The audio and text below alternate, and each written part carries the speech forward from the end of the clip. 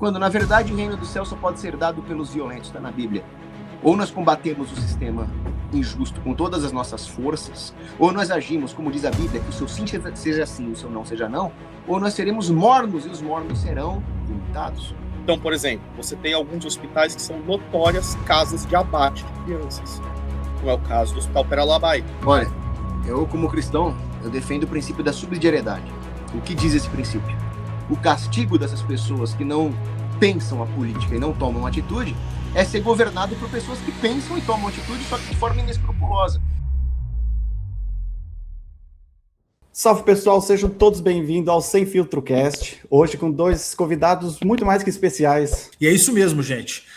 Hoje está aqui com a gente o Paulo Cogos e o Rodrigo Neves, né? Acho que também dá para chamar de Kasparov, né? Depois eu quero que você me diga um pouco mais como é que surgiu esse detalhe para nós, tá bom?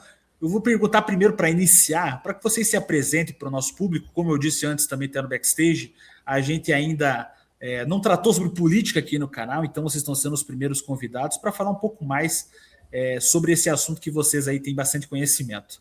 Paulo, pode começar com você? Muito bem, Carlos, Estevam, toda a nossa audiência, é uma honra estar aqui com vocês. Meu nome é Paulo Cogos, eu sou economista e filósofo e há muito tempo, há mais de 12 anos, eu sou um ativista político, principalmente no YouTube, onde eu falo sobre as minhas ideias, que são, sim, de extrema direita, falo mesmo. Porque existe uma extrema esquerda, eles não têm vergonha de falar. Então, por que nós, que defendemos as ideias corretas, deveríamos ter vergonha também? Primeira virtude moral é a coragem, é a base de todas as outras. E eu defendo o que é essa extrema direita? É liberdade. É a liberdade para as virtudes. É a liberdade para que o indivíduo não seja um escravo do Estado, mas alguém que ativamente participe da sociedade sem ser um passivo para os outros, sem ser alguém que quer receber coisas de graça do Estado que necessariamente são arrancadas das outras pessoas, mas que a sociedade seja dessa forma, harmônica, orgânica, construída pelas famílias e não submetidas à engenharia de um tirano. Perfeito, perfeito. E o Rodrigão? Rodrigo, se apresenta para o pessoal. Acho que o pessoal aí está curioso para saber quem é o Rodrigo Neves. Bem, meu nome é Rodrigo Kasparov, Rodrigo Neves, também conhecido como Kasparov, e basicamente eu sou formado em História pela Universidade de São Paulo, também Administração Pública por lá, e desde cedo trabalho com política. Fui coordenador de campanha do Paulo Cogos em 2022, em 2024 participei de algumas campanhas fora do Brasil, fiz parte da campanha do José Antônio Castro em 2022, a fundação do Partido Republicano Chileno, participei também das eleições argentinas, ajudando alguns candidatos a deputados do Milei. No geral, sou um ativista libertário, bastante focado na área política, que tenta trabalhar para eleger figuras libertárias e figuras da direita mais alinhadas com a pauta da liberdade. Perfeito, perfeito. E eu acho que a primeira pergunta que você pode falar, ótimo. Foi um presente do Nando Moura e do Marcelo Brigadeiro, que esses dois debilóides, no ápice da inteligência deles, tiveram a brilhante ideia de, para caçoar da minha cara, me chamar de um gênio. Eles viram no grupo de WhatsApp com o Renan Santos que ele fala russo e ele é um católico fundamentalista e ele trabalhou no governo do estado de São Paulo e tiveram a brilhante ideia de me chamar de Kasparov. Bem, eu agradeço o apelido, gostei pra caramba, adotei. Entendi. Então você usou desse próprio artifício contra eles, entendi. Por isso então surgiu o Kasparov. Interessante, ó, pessoal. Sim, então, para quem tinha essa dúvida, foi um presente. Perfeito, perfeito. Bom, antes do Estevam também trazer a primeira pergunta dele, eu queria perguntar para o Paulo, né? Nós estamos em 2026, e 2026 é ano de eleição. Eu queria saber se o Paulo ele está como pré-candidato esse ano, ou se ele pretende participar das eleições. Qual que é a visão dele para esse ano? Pois é, eu sou pré-candidato a deputado estadual pelo estado de São Paulo, pelo União Brasil. E eu já fui em 2022, eu tive uma expressiva votação, na época eu era do PTB. Mas, infelizmente, houve ali algumas manobras do STF na contagem das sobras eleitorais e eu acabei não entrando. E para vereador também tive uma votação expressiva, eu acabei me tornando suplente de vereador, mas a eleição de vereador é uma eleição muito difícil, é uma eleição que envolve a concorrência com candidatos locais, né? O sujeito do bairro, o sujeito daquele posto de saúde do bairro ali. Então, a eleição de deputado estadual é uma eleição que eu acredito que vai ser não só mais fácil, mas também extremamente importante. Porque em 2026, nós vamos ter talvez a eleição mais importante de todos os tempos no Brasil, porque é uma eleição que vai definir se o Brasil vai continuar caminhando por uma ditadura comunista, como infelizmente está sendo o caso, ou se nós vamos ter, não a garantia, mas a chance de nos libertar dela. E a mais importante vai ser o Senado. A eleição do Senado, que vai renovar 2/3 do Senado, vai definir essa questão. Mas a eleição para as assembleias estaduais, eu diria que é a segunda mais importante, porque qualquer mudança constitucional vai ter que ser ratificada pelas assembleias. E como nós estamos num momento decisivo, crítico, vai ser muito importante também as pessoas se atentarem a essas eleições de cargos minoritários. Perfeito. E o Rodrigo que vai coordenar esse projeto junto contigo, ou tu pretende também estar sendo pré-candidato para alguma coisa, Rodrigo? Não. Eu não sou pré-candidato a nada. O meu único projeto é garantir que o Paulo Cogos seja eleito nessa próxima eleição. Eu acho que, assim, o processo do libertarianismo brasileiro é parecido com o do libertarianismo argentino. Nós precisamos primeiro ter uma figura sólida dentro da política brasileira para ir, através dessa figura, construir um movimento político sério, conseguir se estruturar e aí depois pensar em lançar outros nomes. O Paulo ele tem um perfil muito parecido com o do Javier Milei nesse sentido. Javier Milei era um economista que as pessoas não levavam a sério, que as pessoas muitas vezes tratavam por meme, por doidinho de bairro, mas que ele tinha uma mensagem extremamente clara, extremamente coerente e que era necessária para a Argentina no seu momento. Enquanto ele era somente uma figura televisiva, as pessoas não levavam ele a sério. No momento que ele se elegeu deputado na Argentina, bastou 4 anos para ele consolidar a imagem dele de tamanha forma que ele se elegeu presidente, montou uma bancada de mais de 30 parlamentares na primeira eleição que ele disputou, elegeu senadores, ganhou prefeituras grandes. E eu acho que o processo do libertarianismo é muito parecido com o do argentino. Eu acho que o Paulo Cogos é uma figura necessária para a política brasileira, é uma figura necessária para consolidar um processo político de avanço do libertarianismo na América Latina como um todo. A gente já tem partido libertário consolidado na Argentina, já tem partido libertário consolidado no Chile. O Johannes Kaiser, que é um amigo pessoal meu, que eu ajudei ele na campanha passada dele de deputado, e agora quis, na medida do que eu podia, auxiliar e orientar ele na medida da eleição presidencial, embora eu estava apoiando o José Antônio Cast por uma razão já prévia, mas no caso chileno se consolidou o partido libertário da mesma forma, elegeu um parlamentar libertário, esse um parlamentar libertário construiu o movimento, agora eles são um partido com 12 deputados eleitos. É a mesma coisa no Brasil. Eu acho que o primeiro passo, a gente tem que ser muito claro, ao invés de dividir forças, ao invés de ficar tirando para todo lado, tem que focar em um nome. Quem é esse nome? É o Paulo Cogos. Show de bola. Eu ia fazer uma pergunta bem pessoal, mais para a gente saber sobre o backstage, tanto que a gente conhece o Paulo pelos podcasts ou pelos cortes, mas talvez eu, como alguém mais jovem que vocês, talvez uma dúvida interessante é por que tem tão poucas pessoas se levantando, por exemplo, da direita, jovens, ou que tem uma posição tão firme como o Paulo tem. Por que são tão poucos que se levantam com essa força?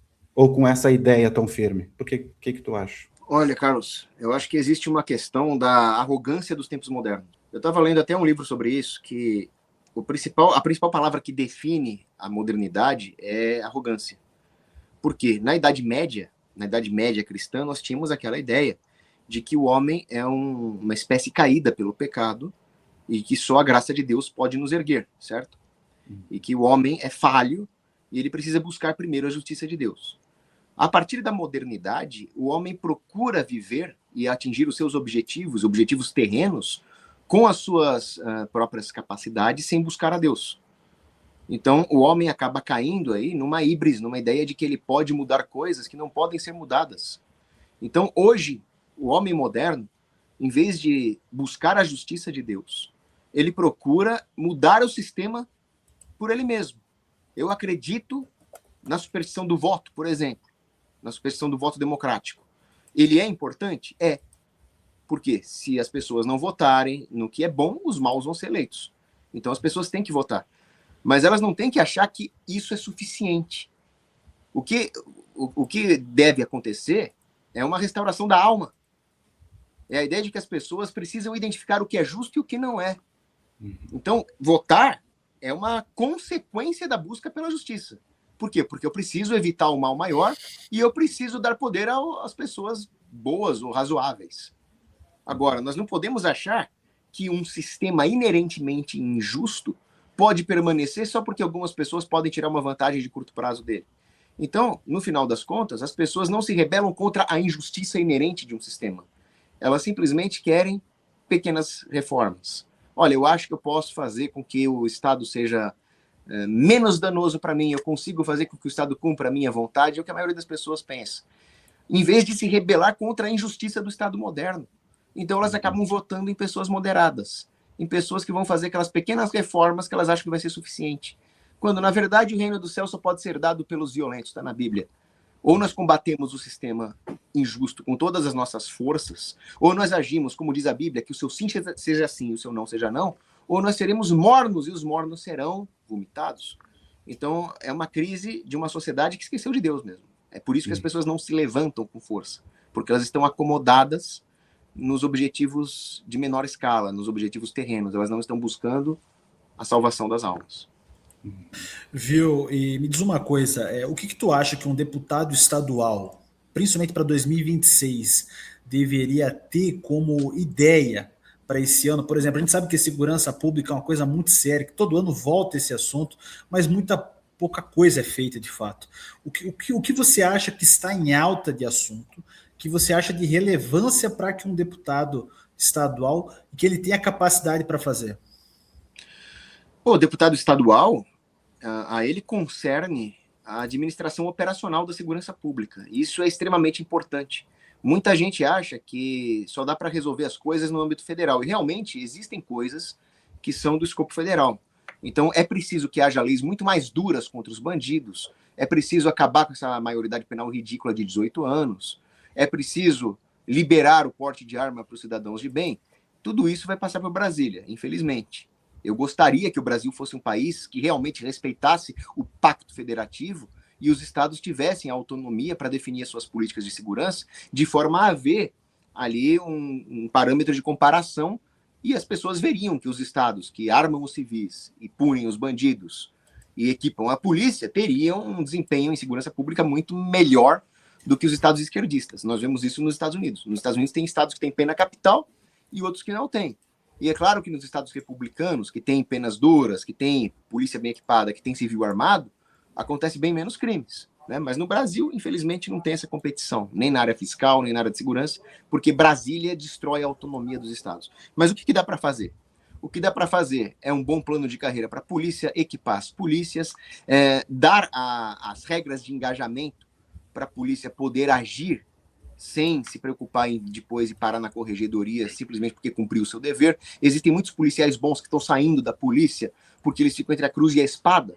Eles falam, bom, ou eu tomo um tiro de bandido, ou eu revido e vou parar na corregedoria. Então, o deputado estadual pode lutar para que esses policiais bons tenham a devida retaguarda jurídica, e nós podemos também incentivar o armamento civil à nossa própria forma. Então, incentivar os clubes de tiro, com tudo que puder ser feito em relação a tributos, incentivos tributários estaduais, criar um circuito turístico de clubes de tiro.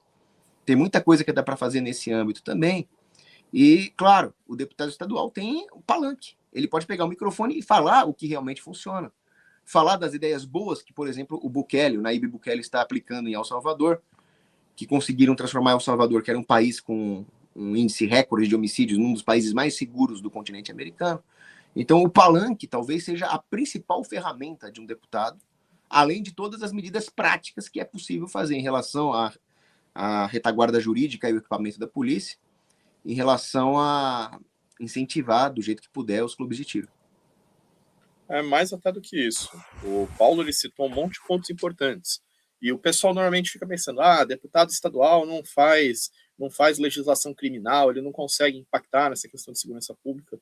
Ele consegue pra caramba, porque é o deputado estadual que faz, por exemplo, a legislação de como deve funcionar a corregedoria da PM, é o deputado estadual que regula o orçamento das polícias civil e militar. Literalmente, todo começo de legislatura você tem a votação da LDO. A LDO é a Lei de Diretrizes Orçamentárias do Estado, que define a alocação de verbas de tudo. E isso impacta em todas as políticas estaduais. No final, se um deputado estadual se articular bem durante a votação da LDO, ele consegue, por exemplo, influenciar em quanto de verba uma delegacia anti-sequestros vai receber em comparação com uma delegacia da mulher, por exemplo. Então, você consegue dar um foco maior na Polícia Civil no combate ao crime violento, no combate ao crime de alto impacto, se você quiser. Você consegue, por exemplo, aprovar, às vezes, a verba de orçamento de recursos humanos da Polícia Militar.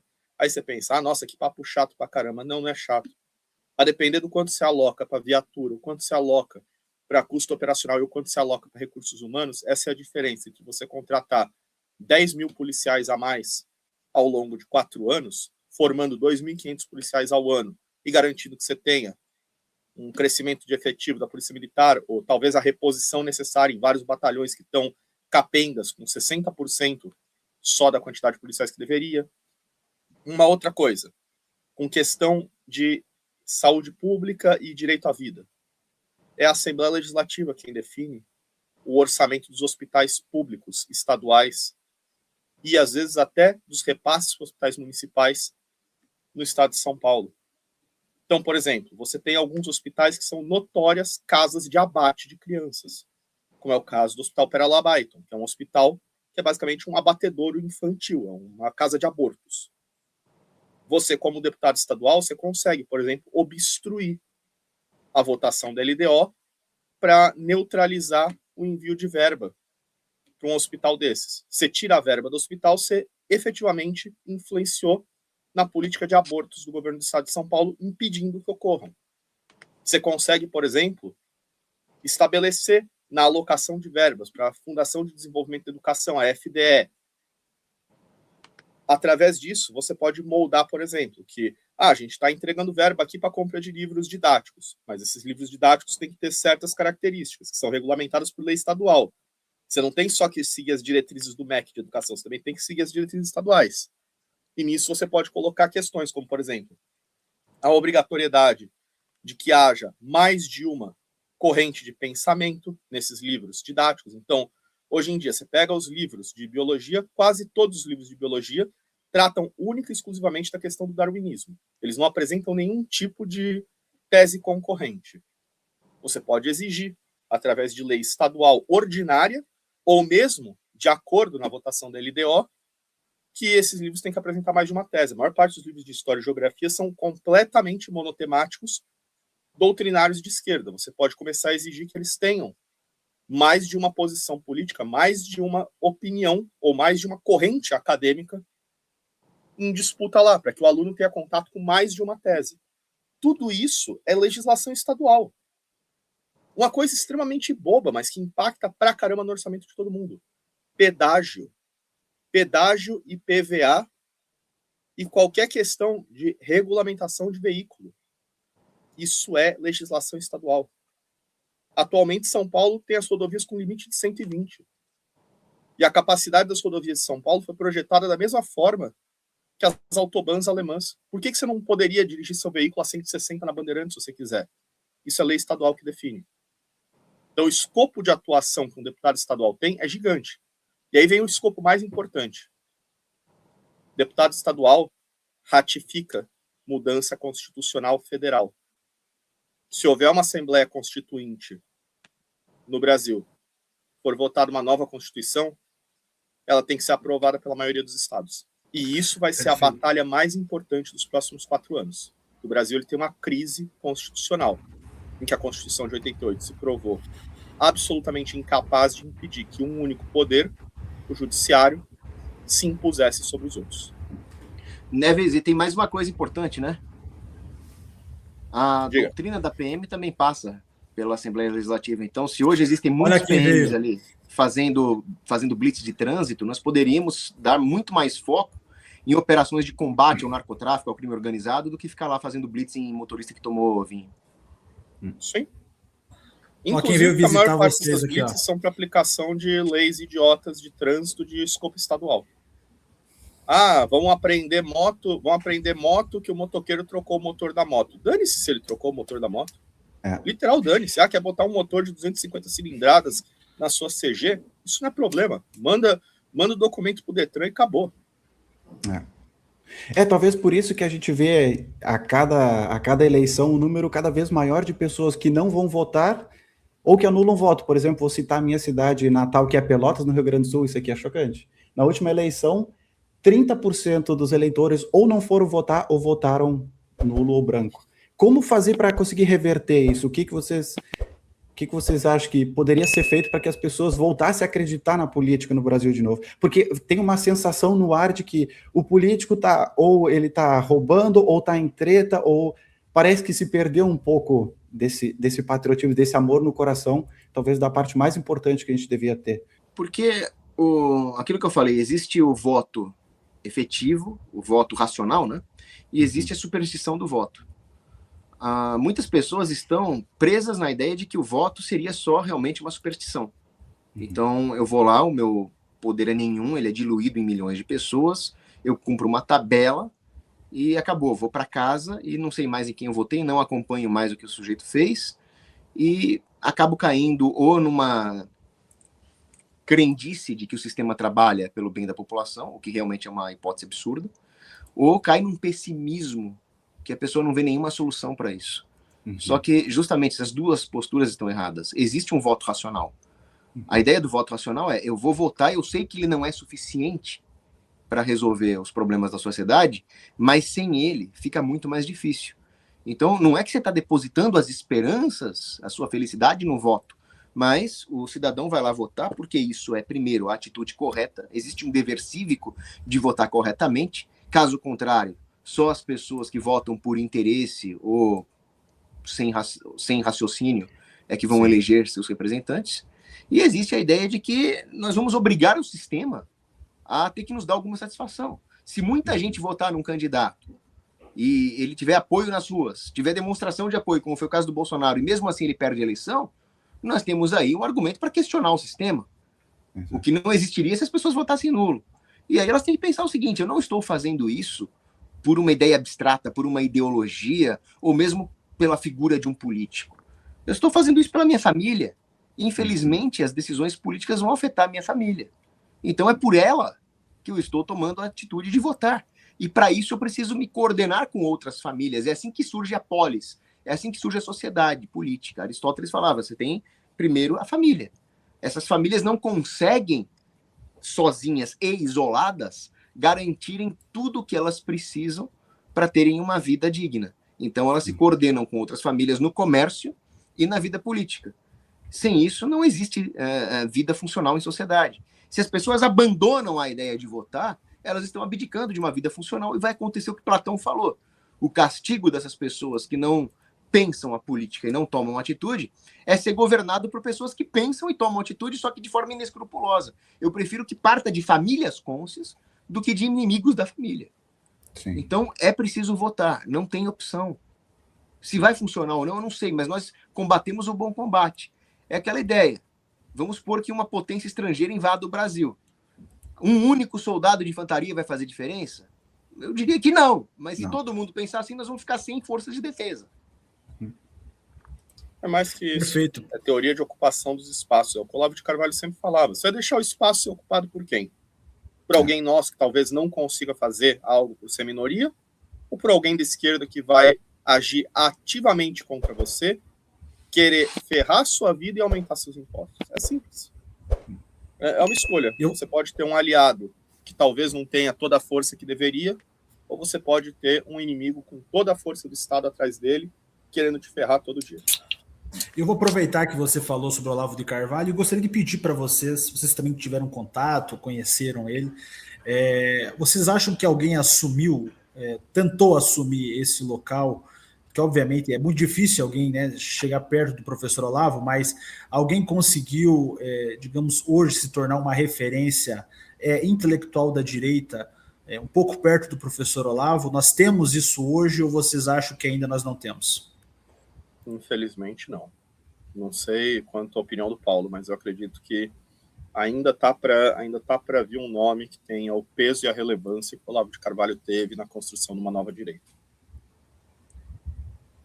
que você acha, Mas eu acho que o principal ensinamento do Olavo de Carvalho, a principal contribuição, foi resgatar uma tradição filosófica do Ocidente que havia sido perdida, inclusive de grandes intelectuais brasileiros, como Mário Ferreira dos Santos.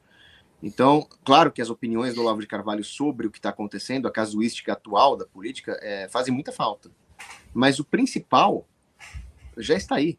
O principal são os autores clássicos, são os autores já consagrados, os grandes teólogos, os grandes filósofos, cujos princípios podem nos orientar, inclusive, para a casuística atual. Esse é o principal. Perfeito, perfeito. Eu queria que você fizesse uma análise política, principalmente geopolítica. Vocês sabem que talvez um dos assuntos que iniciou esse ano de 2026 foi a prisão do Maduro, né? Vocês sabem que se tornou aí ficou nos trend topics do Twitter, os assuntos mais comentados do YouTube, das notícias em gerais. E é muito interessante o que o presidente Lula falou sobre essa questão, né? Ele simplesmente pegou e disse que o que aconteceu ultrapassou uma linha inaceitável, né? Se vocês forem ver o vídeo onde o presidente Lula fala, ele vai dizer que na verdade o que aconteceu foi algo terrível, né? Que inclusive ele pediu para que a ONU responda de forma rigorosa a respeito desses ataques contra o que aconteceu. Então, eu queria saber o que vocês acham sobre isso. Eu já imagino um pouco o que vocês vão dizer, mas eu gostaria de perguntar o que vocês acham. A resposta rigorosa da ONU é uma piada muito boa. Cara, não dá. Porque, olha que interessante, vocês não acham que a imagem geopolítica internacional que a gente passa é negativa com esse tipo de fala do presidente Lula? Sim, é péssimo. Tanto é que é só ver o que aconteceu ontem. O Brasil entrou para a lista de 75 países que você não pode tirar visto americano. Aí você vai ver com que países o Brasil está. Com a Venezuela, Cuba, a Colômbia, a Bolívia, um monte de país ferrado na África e literais ditaduras totalitárias tipo Coreia do Norte. Você pega o resto da América Latina. A Argentina não teve suspensão de visto, o Uruguai não teve suspensão de visto, o Paraguai não teve suspensão de visto, o Equador não teve suspensão de visto, o México, senhores, o México não teve suspensão de visto dos Estados Unidos. O Brasil está tão desmoralizado, o Brasil já virou algo tão desmoralizado que a gente está sendo tratado igual o Uganda. E Rodrigo, e olha que até um tempo atrás estavam dizendo que tinha uma química entre o Trump e o Lula. A pergunta onde é que foi parar essa química? É tipo a química, sei lá, do Paulo Guina com o Jailson Mendes, porque não tem outra forma. Não tem outra forma de explicar essa relação. E Paulo, o que você acha sobre isso? Você acha que esse tipo de... por exemplo, essa questão dos vícios é muito sério, porque a gente sabe que esse ano tem Copa do Mundo, vai ter jogos nos Estados Unidos. Fora outros esportes também, fora a Copa do Mundo, que tem muita coisa nos Estados Unidos. Então, isso prejudica fortemente até o mercado de turismo no Brasil, que vende, né, esses passeios para fora. Então, isso prejudica absurdamente, você não acha? Prejudica a nossa indústria turística, prejudica a indústria de forma geral, porque imagina quantos congressos acadêmicos, quantos congressos de empresários, quantos executivos que iriam lá para os Estados Unidos firmar negócios vão deixar de viajar. E certamente isso vai prejudicar a própria economia americana, mas, enfim, isso é o resultado de um presidente. É triste chamar o Lula disso, né? Ele deveria ser um presidiário, não um presidente. Mas é um presidente inconsequente, com uma política externa palhaça, com um leque, um motivo de meme na comunidade internacional. Um sujeito que apoia ditadores, um sujeito que é amigo de um perseguidor de cristãos, como é o caso do Ortega na Nicarágua, e que queria nos proibir de falar essa verdade. Um sujeito que se alia não só a ditadores, mas a terroristas, apoia movimentos terroristas, e ainda por cima deu margem para tudo que está acontecendo em relação a sanções comerciais e a cancelamento dos vistos. Então, não haveria nada disso se o Lula e o seu desgoverno não tivessem dado margem a isso. Então, ele não só está acarretando a destruição econômica interna do Brasil, como também o rebaixamento do Brasil a uma condição de pária e de bufão perante a comunidade internacional, com prejuízos imensos a todos os setores da nossa indústria. Não, isso é terrível, ainda mais em um ano como esse, né, que a gente sabe que vai ter muitas questões internacionais, aonde se você não tem visto e ele não está com validade ativa, então logo prejudicou todo mundo. Nós mesmo aqui tínhamos uma possível viagem agora para o final do ano para os Estados Unidos, bem legal que a gente ia fazer aqui para o canal, e não vai acontecer mais, porque esse tipo de consequência ela prejudica todo mundo, inclusive os influenciadores aqui. Se você é um influenciador do YouTube, você faz viagens, você está prejudicado também, todo mundo está sendo prejudicado por esse tipo de atitude. O Paulo está prejudicado, a gente tinha convite para estar na CEPAC americana agora no começo desse ano, ia ser agora final de fevereiro, a gente não vai poder ir. Simplesmente o visto não vai ser emitido a tempo. É nesse nível. A gente deixa de ter acesso a eventos, situações e articulações importantes por conta da política palhaça do governo Lula. Pois é. Mas e o que vocês acharam sobre essa grande operação que teve lá? Vocês viram que o governo ele estruturou como se fosse a mesma casa, né, do Maduro. Eles montaram como se fosse um prédio e dentro eles montaram os mesmos compartimentos. Eu achei genial a tática militar que eles têm. É algo impressionante mesmo. Eles montaram toda a estrutura interna da mesma forma que a casa do Maduro. Então eles conseguiram fazer uma operação em menos de um minuto, para chegar a tempo antes que ele entrasse dentro ali daquela sala que eles chamam de sala de proteção, né? Então, eles conseguiram fazer uma operação absurda. E a pergunta que eu quero fazer para vocês, fora o que vocês acham sobre essa operação que aconteceu na Venezuela, se vocês acham que o que aconteceu ali de fato é algo irregular de um país de fora vir e, digamos assim, fazer esse tipo de operação, se vocês acham que o que os Estados Unidos fez de fato é uma infração, como o Lula disse, vocês que têm essa noção maior sobre leis internacionais, vocês acham que de fato isso teve algum tipo de infração ou não? Paulo? Olha, eu como cristão, eu defendo o princípio da subsidiariedade. O que diz esse princípio? O Papa Paulo XI o definiu muito bem. É a ideia de que aquilo que puder ser resolvido localmente deve ser resolvido localmente, mas o que não puder ser resolvido localmente vai ter que ser resolvido de outra forma. Então, por exemplo, em relação à segurança de um bairro, eu defendo que o bairro tenha a liberdade de prover sua própria segurança, mas diante de uma ameaça maior, você chama a polícia, certo? Da mesma forma, as famílias têm que resolver os seus problemas, mas se uma mãe quer abortar um bebezinho inocente, aí nós temos que chamar as autoridades. Agora, no caso da Venezuela, nós temos ali um governo inerentemente injusto, uma ditadura comunista, que estava perseguindo o povo, estava matando opositores, estava sequestrando jornalistas, estava atirando na própria população, além de causar uma miséria material insuportável, e o povo durante décadas não conseguiu resolver. E aí, eu sei que nós podemos até questionar quais são as intenções dos Estados Unidos, mas o fato é que é justo, objetivamente, que um ditador como o Maduro, um assassino do próprio povo, seja deposto de alguma forma. O ideal seria que ele fosse deposto pela própria população, mas infelizmente não foi o que aconteceu. Mas de qualquer forma, se é para ser deposto pelo Delta Force americano, ainda assim é muito preferível do que continuar tendo um ditador no poder. Os maus devem ser punidos. Santo Agostinho falava, a punição é a justiça para os injustos. Então é justo e desejável que o Maduro seja tirado do seu cargo. O ideal seria que fosse pelo povo, mas se for pelo Delta Force, tá ok também. E não é como se o povo não tivesse tentado. Oscar Pérez tentou. E o que aconteceu? Forças especiais russas e chinesas ajudaram a caçar ele por Caracas. Ou seja, já estava garantido que ia ter intervenção estrangeira na Venezuela. Quando o povo tentou se rebelar, países estrangeiros ajudaram o regime a se manter. O regime, por sua vez, começou a armar um monte de milícias e coletivos. Lá na Venezuela tem esse fenômeno dos coletivos. O que é? Imagina o grupo do teu DCE federal, só que com fuzis. É isso.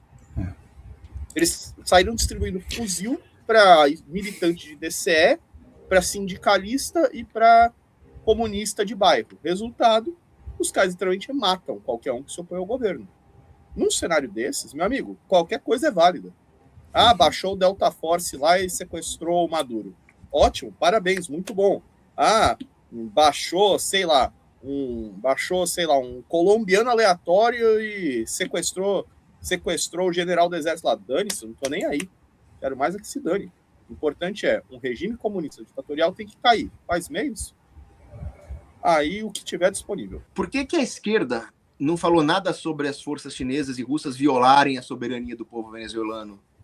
Seletividade de esquerda, sempre a mesma coisa. Eles ficam falando, o interesse dos Estados Unidos é pegar o petróleo da Venezuela. E da China não, né? A China, que hoje opera 80% da PDVSA, não é interesse deles o petróleo.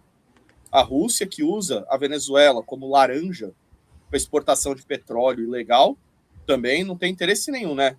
Não é nem como se boa parte da produção russa não fosse literalmente lavada pela PDVSA para ser revendida.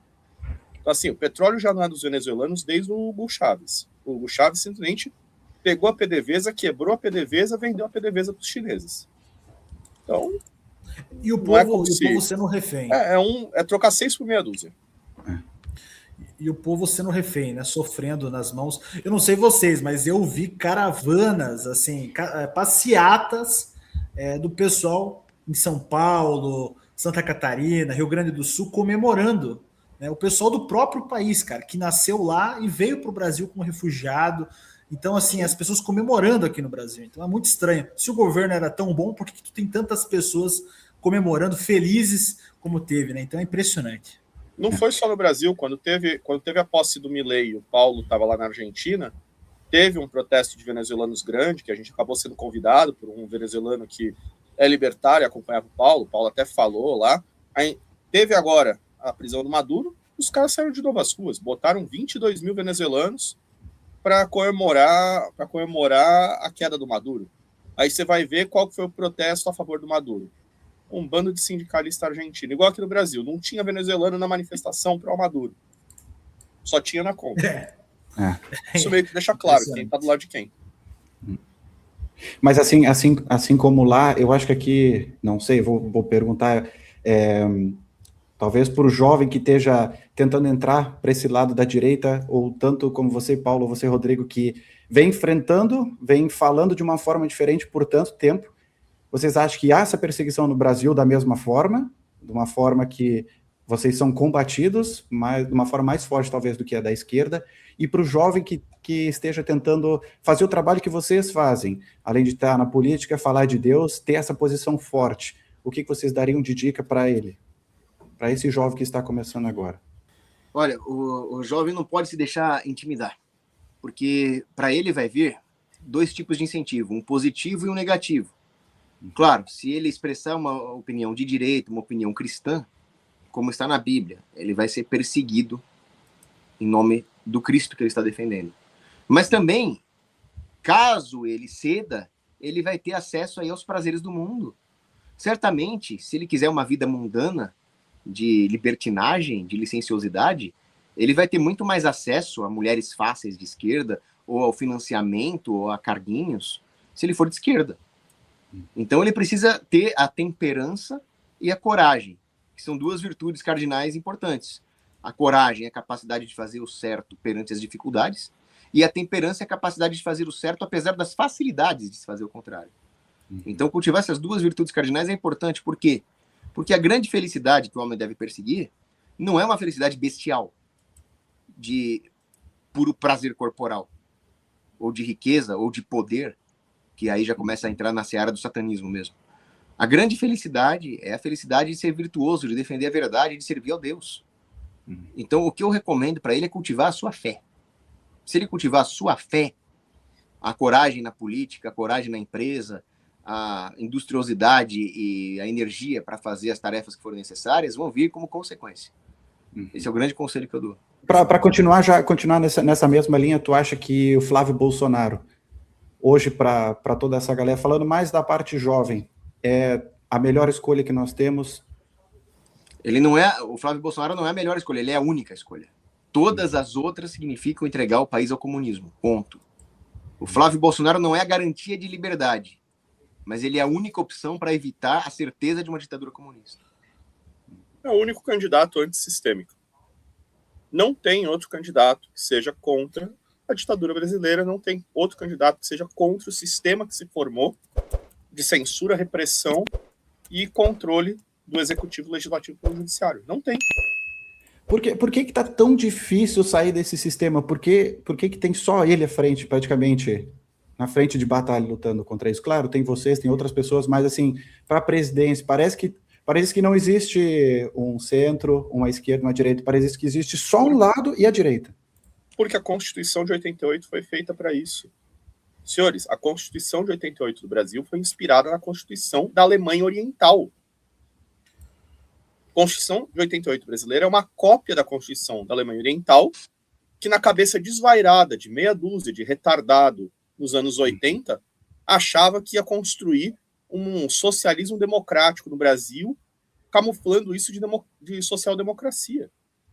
E foi um projeto que falhou, fracassou horrivelmente, tornou o Brasil um país pobre e miserável, mas alcançou um objetivo, que era garantir que não houvesse oposição política no Brasil. Os anos 90 são marcados pela falta de oposição política, os anos 2000 também.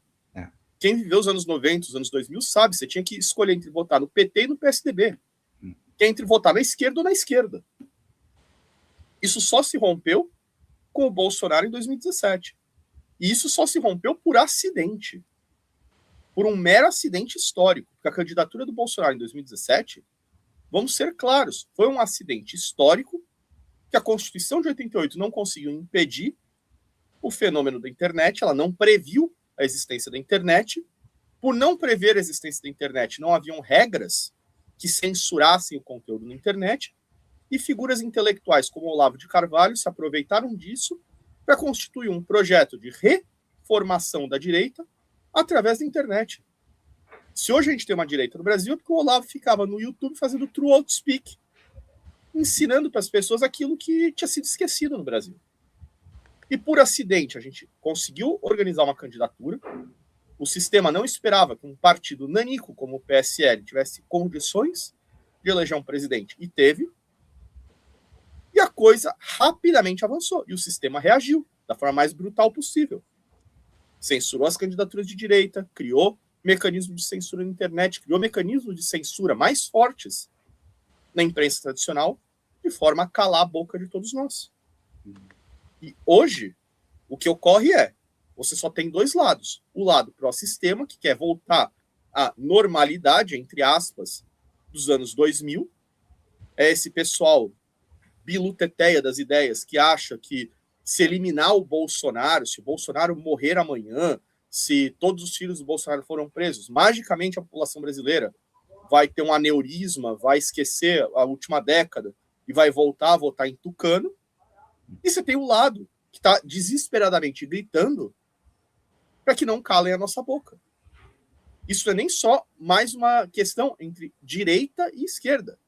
Se tornou uma questão entre um establishment de um sistema político totalitário contra qualquer dissidência que queira o mínimo de liberdade. Uhum. E do lado totalitário, a gente tem um amplo leque que vai desde só o PT, que é a linha de frente do regime, até os partidos de apoio do regime, como o PSDB, que nada mais era do que a linha auxiliar do PT, a oposição controlada, e as tentativas de repaginar essa oposição controlada, que é o MBL. Você olha o MBL hoje, o que ele é? O que ele representa? O PSDB dos anos 2000. É a oposição controlada, levada na coleirinha pelo Michel Temer e pelo Alexandre de Moraes. É só olhar para os eventos do MBL. Quem palestra em evento do MBL? Gilmar Mendes. Preciso explicar?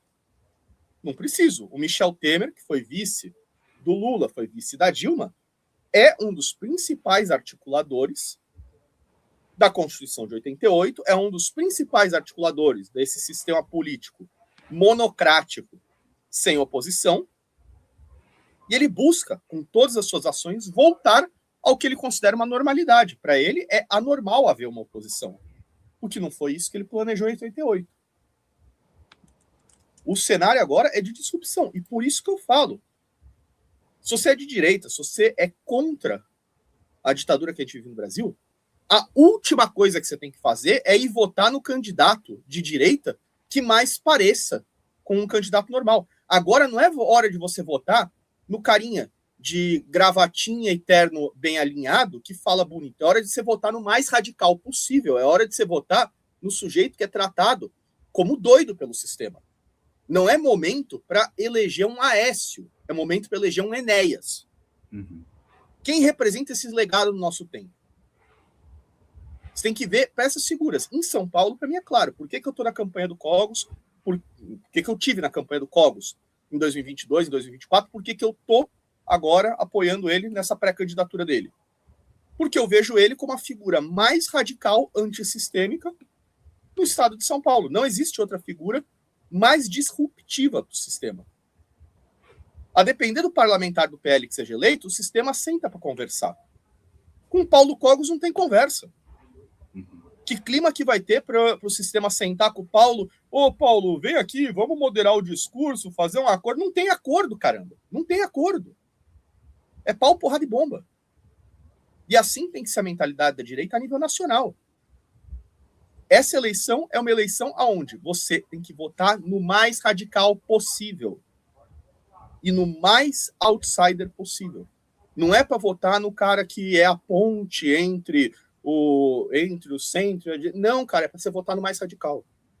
Essa eleição é sobre isso. A esquerda vai votar nos caras mais radicais e retardados possíveis. Vão eleger tudo quanto é tipo de maluco de extrema esquerda para tentar forçar a janela de Overton para o outro lado. A gente tem que fazer o mesmo, senão a gente vai ser morto. E eu não estou falando isso como um exagero. Eu queria perguntar para vocês, eu acho que a pesquisa mais recente saiu ontem, né? Foi da Quest, e eu queria mostrar para vocês terem uma ideia do que está sendo esse cenário que ela apresentou, né? Por exemplo, ela está apresentando o Lula com 35%, à frente do Flávio Bolsonaro com 26%, depois na sequência vem o Ratinho Júnior do PSD com 9%, Aldo Caiado, União Brasil também, 1%, Romeu Zema 3%, e Aldo Rebelo 2% e Renan Santos com 1%, né? Tu percebe que tem uma taxa interessante de indecisos e brancos e nulos, né? Vamos fazer uma parte. Os indecisos e os brancos e nulos estão ganhando do Renan Santos. Parabéns, lanterninha. Parabéns, lanterninha da rodada.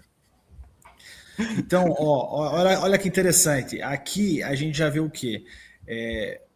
Quem tem mais potencial para estar enfrentando o Lula é o Flávio, de fato, né? Então você tem outras opções. A princípio, essas outras opções que nós encontramos aqui embaixo, elas não são de esquerda, certo? Ou são centro, ou tem alguma aqui que vocês consideram de esquerda, que depois elas podem estar apoiando o Flávio quando vê num segundo turno? Qual a análise que vocês fazem? Aldo Rebelo é um comunista histórico. Ele não é de direita. Você pode falar que ele é de uma esquerda nacionalista, que ele é de uma esquerda antiga, beleza. Mas o Aldo Rebelo não é de direita. Inclusive, o Olavo de Carvalho falava que esquerda patriota é uma contradição em termos. A esquerda sempre serve ao projeto internacionalizante, porque se eles são contra a propriedade privada, certamente eles vão ser contra a tudo que espelha a propriedade privada, inclusive a soberania. No final, eles vão tender para o Estado global. Sim, mas vamos supor que pela ótica da esquerda tem essa... O Aldo Rebelo, ele é um representante do brizolismo. Ele é o mais próximo que tem do Brizola hoje. E o Brizola não é de direita. Renan Santos não é um candidato de direita, é um candidato de esquerda, um social-democrata. Linha auxiliar. Novamente, oposição controlada. É a falsa direita que a esquerda quer ter como oposição, para que a esquerda sempre ganhe e a direita nunca os conteste. Então, você já pode descartar esses dois. Isso é candidatura de esquerda. Aí o Caiado. O Caiado não é candidato. Ele nem devia estar nessa lista. União Brasil não vai lançar candidatura majoritária para presidente. O Caiado está insistindo, eu tenho um baita respeito pelo Caiado, mas ele não é candidato a presidente. Então ele nem devia estar nessa lista. O Zema, o Novo teria que ser incrivelmente burro para lançar um candidato próprio nessa eleição.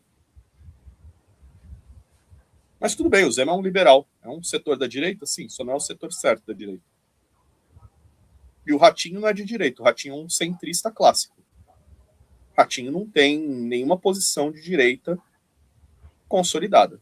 Paulo, me corrija se eu estiver errado. Você conhece bem a política paranaense, você é amigo próximo da Cristina Grêmio, você acompanhou as eleições municipais em Curitiba. Você teve um papel importantíssimo ali em consolidar a Cristina Grêmio. Você que conhece bem o Paraná, o Ratinho, que característica de direita que ele tem? Nada, ele é só um marqueteiro. É um João Dória paranaense, só que um pouco menos... Assim, não é certo eu chamar ele de João Dória paranaense, porque aí eu estaria atentando contra a moral e a ética do Ratinho Júnior. Eu não tenho razões para considerar que o Ratinho Júnior seja imoral e antiético, tal qual o Dória. Mas...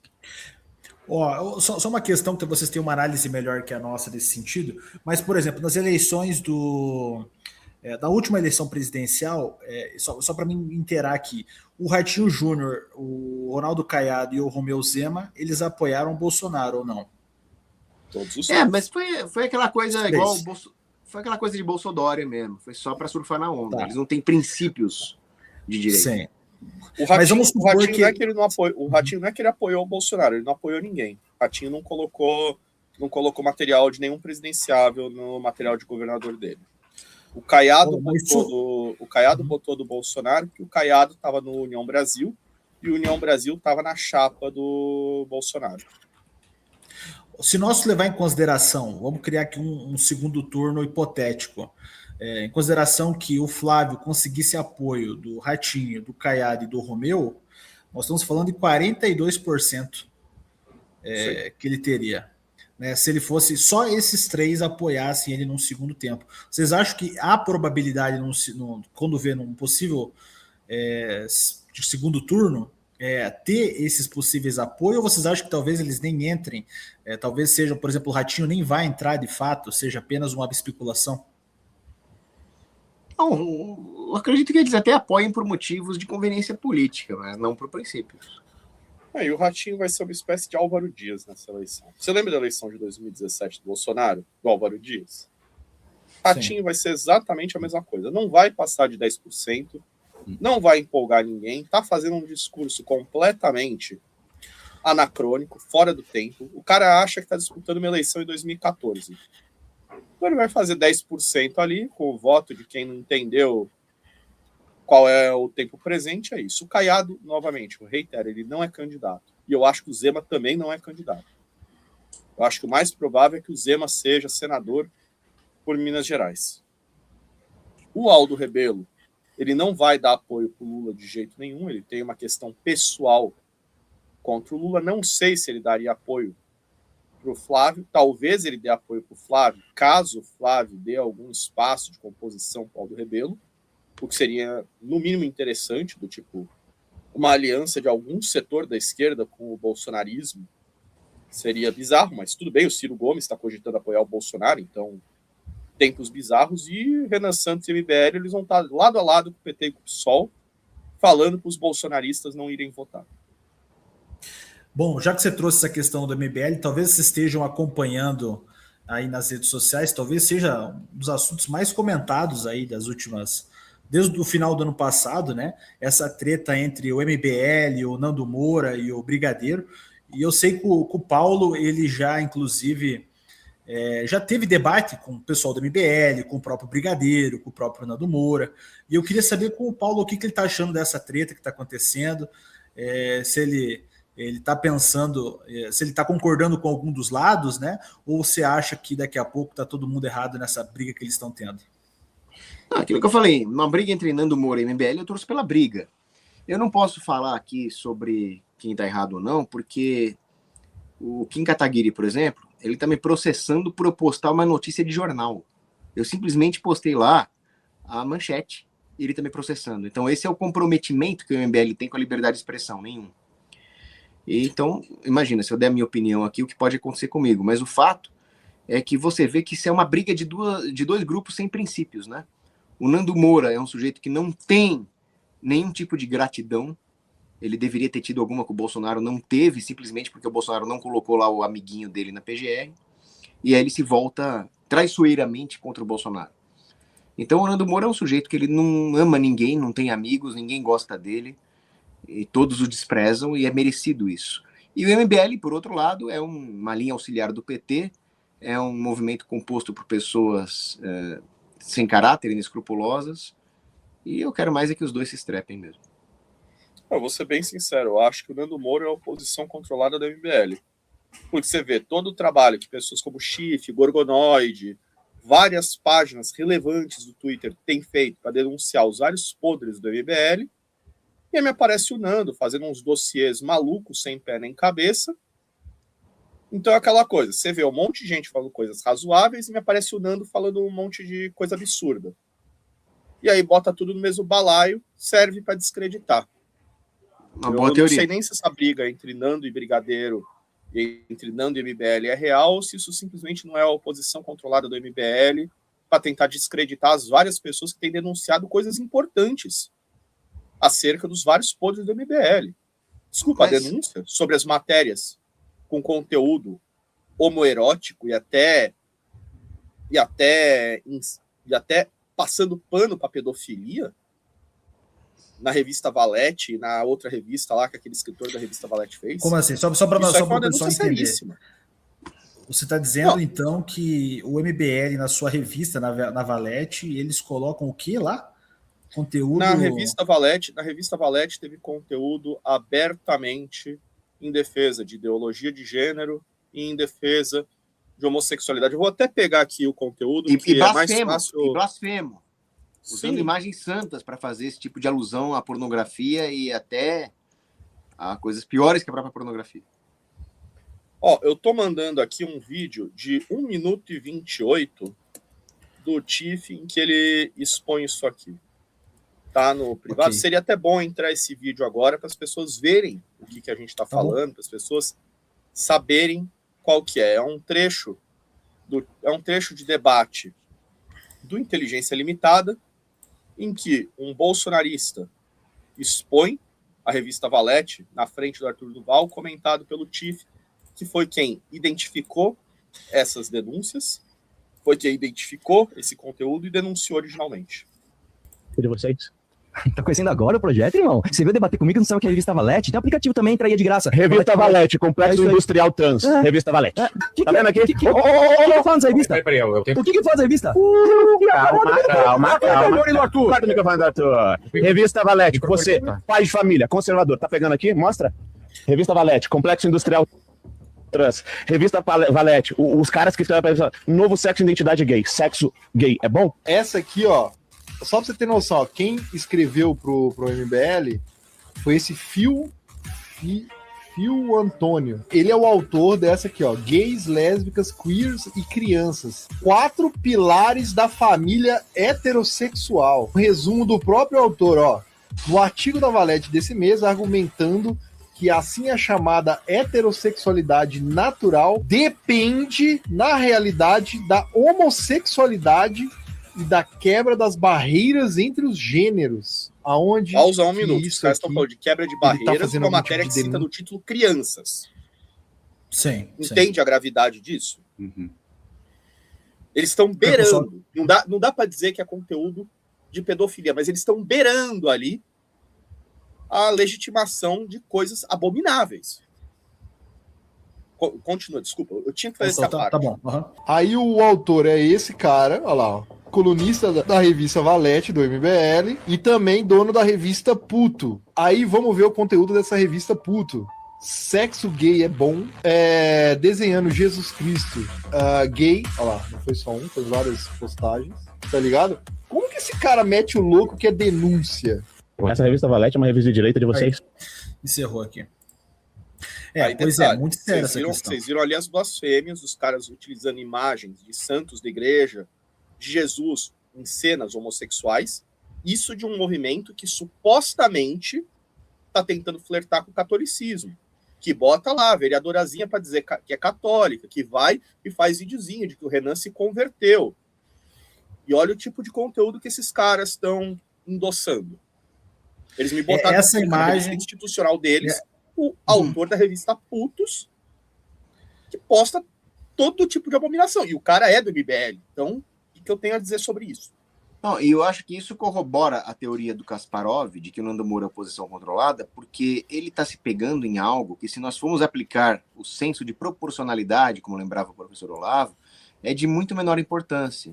Então tá falando lá de fundão, rachadinha do fundão, que, comparado a esse tipo de imoralidade, a esse tipo de coisa demoníaca que nós vimos agora, ou comparado ao próprio fato de que o MBL sempre apoiou a ditadura sanitária, a ditadura judiciária, a censura e a perseguição política, a prisão dos presos políticos, tudo isso faz com que o negócio de fundão, rachadinha lá, pareça a formiguinha perto do camelo.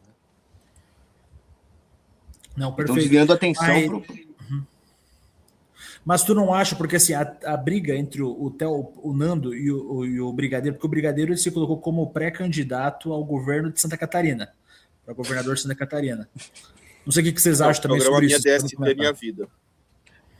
Não, assim, eu acho que as pessoas elas precisam se ater ao assunto que elas entendem.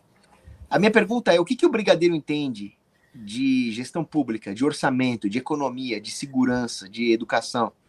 Ele entende lá de ziquezira, de chato, de DST, é isso que ele entende.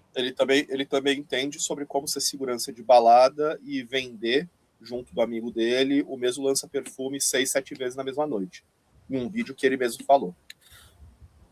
Então, porque assim, eu não sei se vocês viram, mas o Nando Moura realmente ele acusou o Brigadeiro dessas coisas, né?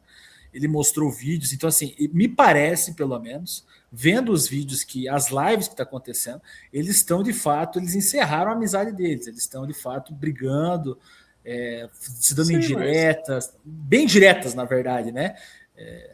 Mas novamente, oposição controlada. O Brigadeiro é um cara que não é levado a sério nem dentro do próprio MBL. Se levassem a sério o Brigadeiro, estavam lançando ele para deputado estadual ou para deputado federal. Estão lançando ele para governador, por quê? Porque sabem que o cara é inelegível. Porque você bota ele em qualquer debate, o cara passa vexame. Então, já que o cara só serve para passar vexame e chamar atenção, ele não chama atenção positivamente. Ninguém chega e fala: nossa, eu ouvi um podcast do Brigadeiro, esse cara é brilhante, eu realmente concordo com ele. Ninguém fala isso, cara. Então é aquela coisa, como o Brigadeiro é só um local, ele é um cara que basicamente chama atenção pelo jeito bizarro dele, não colocando ele como candidato majoritário a governador, que nunca vai ganhar, até porque é impossível qualquer candidato não bolsonarista se eleger governador em Santa Catarina. 72% do estado vai votar em poste que o Bolsonaro nomear no estado. Então, eles lançaram o cara só para chamar atenção, para ir tentar eleger aquele vereador, acho que é de Blumenau, de Joinville, como deputado estadual. Eles só querem que o Brigadeiro sirva de chamariz, de boi de piranha, para eleger outros caras do MBL no estado. Inclusive, qualquer um que sabe fazer uma análise política fria de números vai dizer a mesma coisa que eu. Isso aí, tô falando eu, mas se você pegar um estrategista do PT, ele vai falar a mesma coisa. Inclusive, o Nando Moura, nesses últimos vídeos, ele parece que ele ficou chateado, inclusive com o Danilo Gentili, não só com o Brigadeiro, mas alguma coisa Guedes, acho que não é Eduardo Guedes, faz aqueles cartoons, sabe? Fugiu agora o nome dele. Puta, esse cara sumiu do mapa, foi completamente esquecido. Vazaram, na verdade. Parece que houve um vazamento de áudios do Nando Moura, de um grupo privado que ele tinha com alguns amigos, e então parece que foi algo muito sério, né? Houve até um cancelamento aí do Nando Moura na internet em razão desses áudios vazados aí que ele teve, né? Cara, vazamento de grupo do Nando Moura, isso me parece pior que Chernobyl, mas continua. Não, de fato, teve, bem recente isso, ele estava sendo cancelado por esses grupos, né? Vazou áudios, né, e as conversas desse grupo. Parece que tinham 5 pessoas no grupo, aonde nesse grupo ele, por exemplo, coordenava ações na internet contra, por exemplo, o MBL, contra algumas pessoas, entendeu? Supostamente era isso que ele estava fazendo nesse grupo, né? Agora, ele disse que não era isso, apenas era um grupo de amigos que estavam ali conversando e trazendo esses assuntos de política. Agora, o MBL estava usando isso muito contra ele, né? Inclusive, usaram para cancelar, mostrando esses áudios, dizendo: olha, você se coloca como alguém extremamente imoral, mas olha o que você faz no teu WhatsApp, entendeu? Chegou ao ponto dele mesmo lançar um dos últimos vídeos, vocês podem pesquisar aqui agora no YouTube, ele mesmo fez um auto-expost, vou até ver se eu encontro aqui. Ele mesmo fez um auto-expost deixando todos os áudios daquele grupo de vídeos, né, parece que foi o Renato Batista que conseguiu um contato para vazar algo assim. Vocês chegaram a acompanhar isso? Olha, eu sinceramente até evito. Eu falei, um vazamento desse me parece tão tóxico quanto Chernobyl.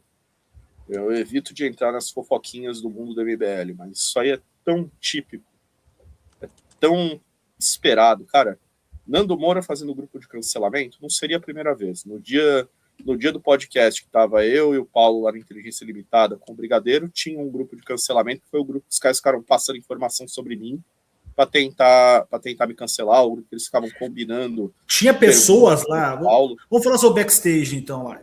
Vocês estavam lá, tava você e o Paulo, tava o Brigadeiro, chegou o Nando. O Nando chegou sozinho ou ele chegou com mais pessoas? Não, o Nando chegou maquiado e com um assessor. Em 20 minutos, em um deslocamento, supostamente vindo de Embu das Artes até o Morumbi. Quem conhece São Paulo sabe que você não atravessa do Morumbi para Embu das Artes em menos de 1h30. Mas ele chegou em 20 minutos com o assessor, tudo certinho. Foi bem estranho esse rolê. Eu tenho quase certeza que o MBL tinha deixado o Nando de prontidão ali para socorrer o Brigadeiro. É porque o Brigadeiro estava precisando de socorro, porque ele estava passando muita vergonha naquele podcast. Chegou um ponto ali que ficou óbvio que a estratégia deles era derrubar o podcast. Eles começaram a falar de questão sanitária, de questão de vacina, para tentar derrubar o podcast ali, numa época em que o YouTube estava extremamente restrito quanto a isso. Então você está me dizendo que ali, enquanto você estava debatendo, o Paulo estava debatendo com ele, eles estavam passando informações, é isso, Paulo? Para tentar tirar você... O Brigadeiro não saía do celular, ele estava com o celular na coxa, com o WhatsApp aberto, e estava num grupinho que tinha mais de uma figura do MBL e o Nando Moura. E eles ficavam mandando informação ali, mandando pergunta para o Brigadeiro fazer, falando o que era para ele falar. O cara estava basicamente de boneco de ventríloco ali. E como é que foi para você, Paulo, esse debate que na época viralizou? Alguns até fizeram memes com aquela questão do pirata. Eu vi que o MBL também fez um monte de cortes sobre isso. O Arthur reagiu, o pessoal reagiu.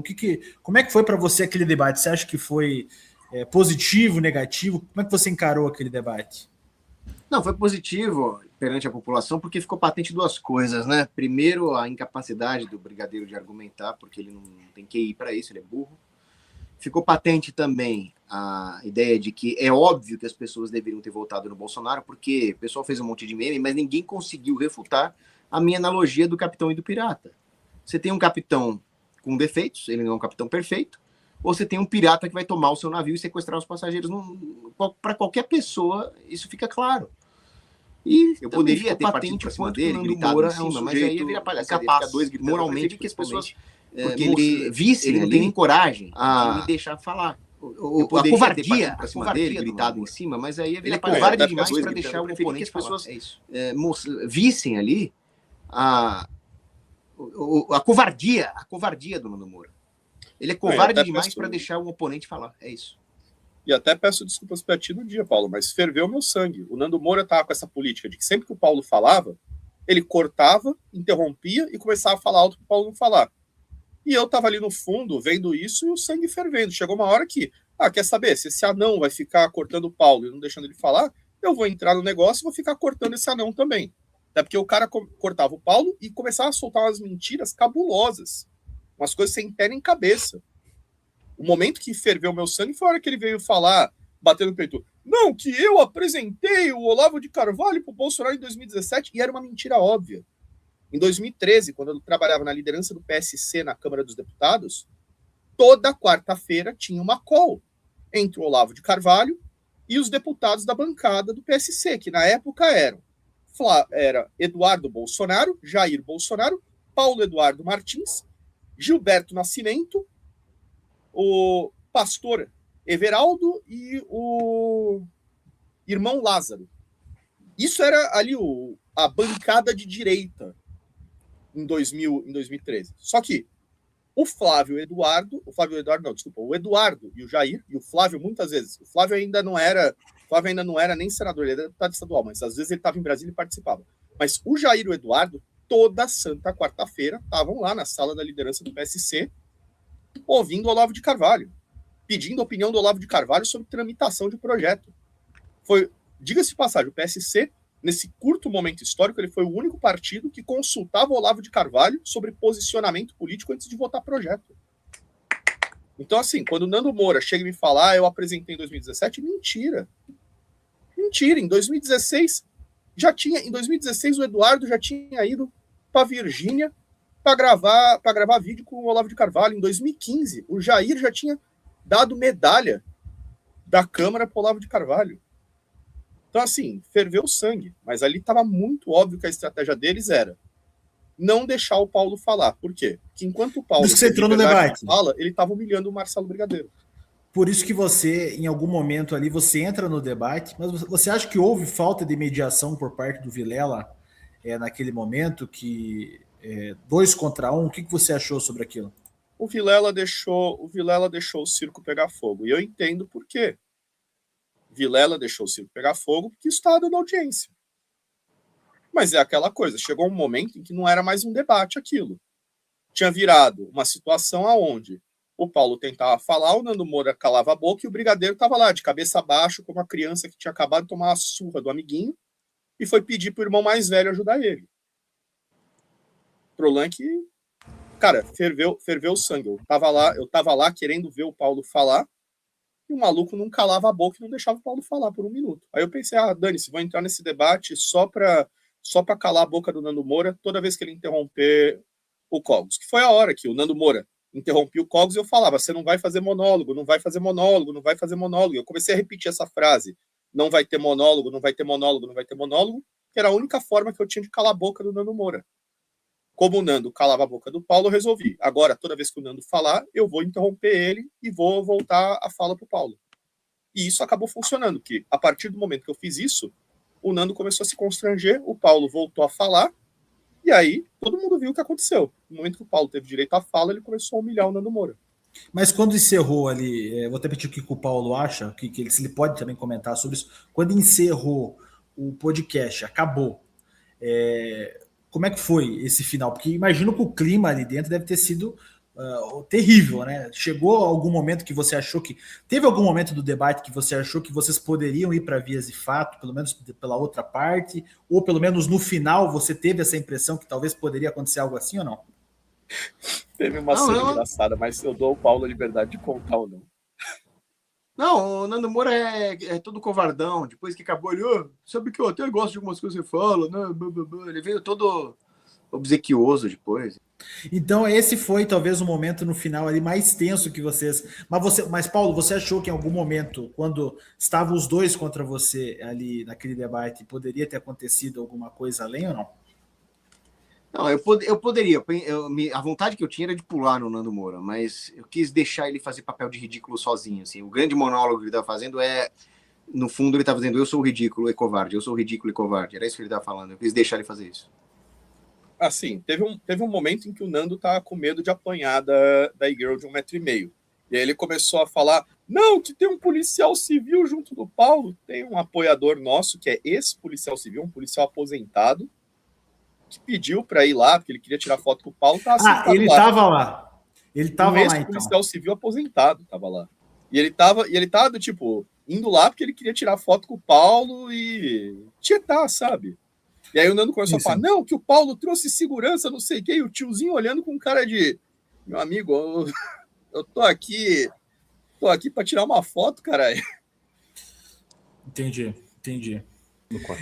Vocês viram naquela projeção que o Renan Santos ele está com 1%. Se vocês forem ver as redes sociais do MBL, tudo, inclusive ele estava, acho que era em Recife essa semana, né? Ou Salvador, não me lembro agora onde é que ele estava, mas ele foi recebido por um grupo de pessoas lá, aparentemente um grupo razoável de pessoas, e eles estão bem empolgados, né? Você vê que o MBL está bem empolgado com a candidatura do Renan dos Santos, e eu queria saber o que vocês acham. Vocês acham que ele tem chance de conseguir uma boa quantidade de votos ou não? Qual que é a perspectiva que vocês têm em relação à candidatura do Renan Santos? Falar que o Renan Santos foi recebido por um grupo significativo de pessoas no Recife é uma forçação de barra tremenda. Aliás, forçação de barra foi os caras usando lente de ângulo para fingir que tinha uma multidão lá. Se entrar no Twitter, tá cheio de foto de drone em cima, mostrando que os caras fizeram literalmente uma linha, tinha umas 70 pessoas no máximo, eles fizeram uma linha com pessoas dos dois lados e saíram filmando esse corredorzinho para fingir que tinha uma multidão. Mas se vocês buscarem agora no Twitter, vocês vão encontrar o quão vazio tava aquilo ali. E assim, vou ser bem sincero, a chance do Renan Santos ser eleito presidente é a mesma chance de eu criar um par de asas agora e sair voando que nem o Arcanjo Miguel cortando a cabeça de comunista. Paulo, você acha que o Renan oferece algum receio ao Flávio Bolsonaro? Imagino que você estará apoiando o Flávio nessa eleição, certo? 100%. 100% do time Flávio. Você é do time do Flávio. Você acha que o Renan Santos ele oferece algum tipo de perigo para o Flávio Bolsonaro nesse período eleitoral? Ou você acha que talvez não vai ser nada significativo? Porque na última eleição o MBL se colocou com um voto nulo, né? Então o pessoal votou nem a favor do Lula nem do Bolsonaro. Você acha que esse ano o MBL vai mudar a postura e vai decidir apoiar alguém no segundo turno? Ou você acha que o Renan, perdendo as eleições, ele vai tomar a mesma decisão que foi o ano passado, das últimas eleições? O Renan é um sujeito completamente inexpressivo do ponto de vista eleitoral, ele não vai passar ali dos seus 1%, mas qual que é a ameaça que ele representa? A ameaça que ele representa é de impedir que os brancos nulos indecisos vão lá votar contra a ditadura comunista, vão lá votar no Flávio Bolsonaro. E é para isso que ele está lá. Ele é a linha auxiliar do PT. E eu imagino que o papel dele no segundo turno, entre o Mensaleiro e o Flávio, vai ser essa de eles são a mesma coisa, não vamos votar. Essa é a ameaça que ele representa para o Brasil. Ele, por si mesmo, ele é inexpressivo. Tu acha que mesmo com essa campanha massiva do MBL, os lugares que ele já está visitando, tu acha que isso não vai mudar, mesmo ele tendo esse alcance na internet? Não tem nada de massivo, talvez seja o dinheiro que entra, mas não tem gente. Se você for ver, que nem o Kasparov falou, tinha meia dúzia de gato pingado lá no negócio de Pernambuco. Então esse não é o problema. Ele pode colocar quanto dinheiro ele quiser, que ele vai fazer a mesma coisa que o Henrique Meirelles, que colocou lá milhões e milhões e teve meia dúzia de votos. Ele vai ser o Henrique Meirelles dessa eleição. Só que o pior, o Henrique Meirelles, por estar num partido como o MDB, ele tinha direito a participar dos debates eleitorais. Renan Santos, nem isso. Se ele participar dos debates eleitorais, vai ser de favor, porque o Missão não tem o número de deputados necessários e o Renan não tem o número de votos nas pesquisas necessário para participar dos debates eleitorais. Sendo que o grande objetivo deles é ir para o debate para ficar lacrando em cima do Flávio e servir de linha auxiliar do PT. Mas vocês não acham que daqui a pouco, fazer uma análise política de vocês, que eles deveriam ter escolhido outro nome do MBL que talvez seja mais conhecido que o Renan, como por exemplo o Arthur Duval ou o próprio Kim Kataguiri, para estar entrando como possível presidente? Ou você acha que o Renan deveria daqui a pouco tentar uma vaga como deputado, como talvez um governador? Vocês acham que estrategicamente eles erraram na organização deles? Ou como é que vocês enxergam isso da visão política de vocês? Não, o Renan sempre foi o sujeito que está nos bastidores do MBL tentando colocar a gente ali nos cargos minoritários. E certamente, sendo candidato a presidencial, ele vai ter ali uma certa projeção, ainda que comparado aos outros candidatos presidenciais, ele vai ser inexpressivo. Mas o papel dele é esse, é ficar em bastidor. O Renan é o dono do MBL, vamos ser sinceros. Renan é o dono do MBL, assim como Michel Temer é o dono do Renan.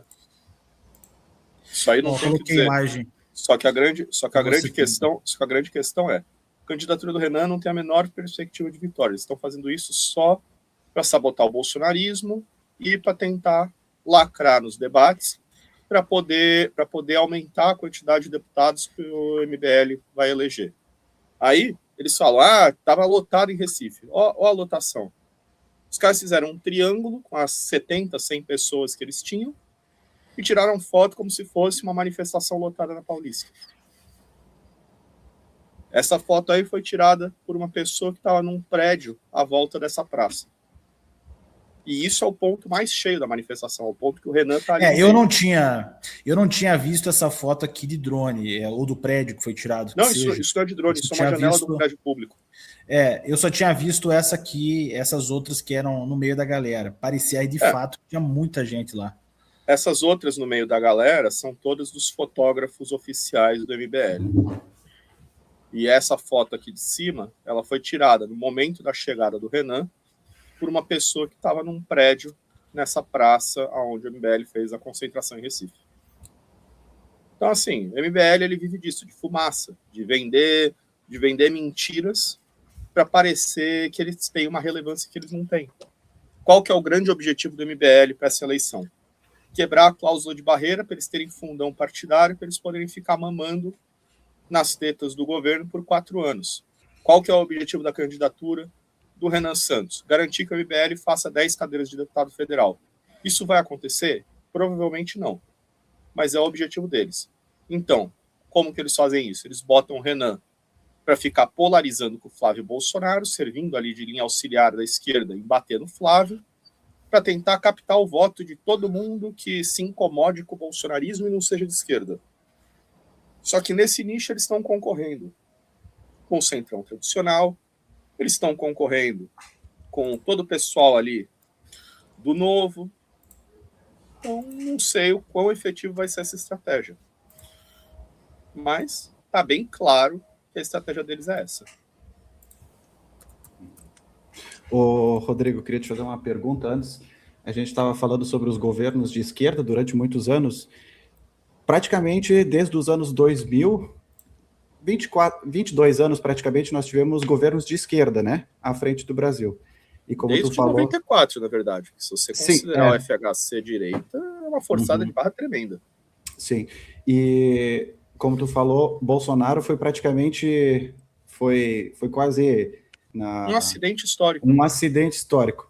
Vocês acham que vocês teriam essa força que vocês têm hoje, caso o Bolsonaro não tivesse se elegido em 2017, tanto Paulo Cogos como você, Rodrigo? Vocês teriam ainda essa força como direita? E o que vocês têm a dizer sobre o Lula vir a público e falar que no ano que vem ele vai tirar o país da pobreza, mesmo depois de ele estando tanto tempo à frente dos governos? Pô, não dá, cara, não dá. Eu não sabia dessa declaração. Mas, meu Deus, o cara já teve... Os caras estão no governo desde 2002, mas não, no próximo ano eu vou tirar da pobreza. E no ano seguinte a gente vai comer picanha, tá? Com farinha. Porra. Não, o pior é que ele inverteu. Primeiro ele prometeu só uma picanha com farinha. Nem isso ele cumpriu. Agora ele vai tirar o Brasil da pobreza. É um megalomaníaco mesmo. O fato dele falar isso... O Brasil vai virar Estados Unidos, com 1 ano de Lula. Não, isso é psicopatia, porque assim, ele não tem nem a autocrítica para falar uma coisa dessa. Mas vocês acham que o Bolsonaro foi o salvador para que a esquerda não se consolidasse de vez? Não, o salvador foi o Olavo de Carvalho. O Bolsonaro ele foi a ferramenta que a direita construiu para quebrar a hegemonia da esquerda. Diga-se de passagem, uma ferramenta extremamente eficaz, extremamente eficiente, porque se baseou no deputado mais antissistêmico que a Câmara dos Deputados brasileira tinha a oferecer em 2017. A vantagem do Bolsonaro ele era uma pessoa que era intragável para o sistema. E ele continua sendo intragável para o sistema. Todo líder partidário odeia ter que sentar para conversar com o Bolsonaro. Toda a imprensa odeia ter que falar do Bolsonaro. O Bolsonaro, ele encarna o que a direita precisa, que é a completa ruptura com o establishment político brasileiro. Mas o responsável ideológico dessa obra é o Olavo de Carvalho. Eu queria pedir para o Paulo o que ele acha sobre essa pré-candidatura que vai ter agora, que na verdade já não está praticamente quase oficializada. É alguém que já falou muitas vezes contra o Paulo, tudo, mas eu queria que você visse o motivo pelo qual ele irá se candidatar. Deixa eu compartilhar aqui com você para você ver o que você acha desse motivo. Ó, vou soltar aqui. Olha, galera, não vai ter jeito. Eu estou numa sinuca de bico, digamos assim, né? Eu estou sendo processado por ONGs, como você tem visto aí, e eles vão bater pesado, mesmo eu não ofendendo a honra de ninguém, apenas questionando. Pô, para onde vai o Pix e tal? Que é um direito meu, mas os processos estão... tá ficando muito difícil porque os processos estão chegando. E eu não tenho candidato, cara, porque não tem condições. E não é só isso.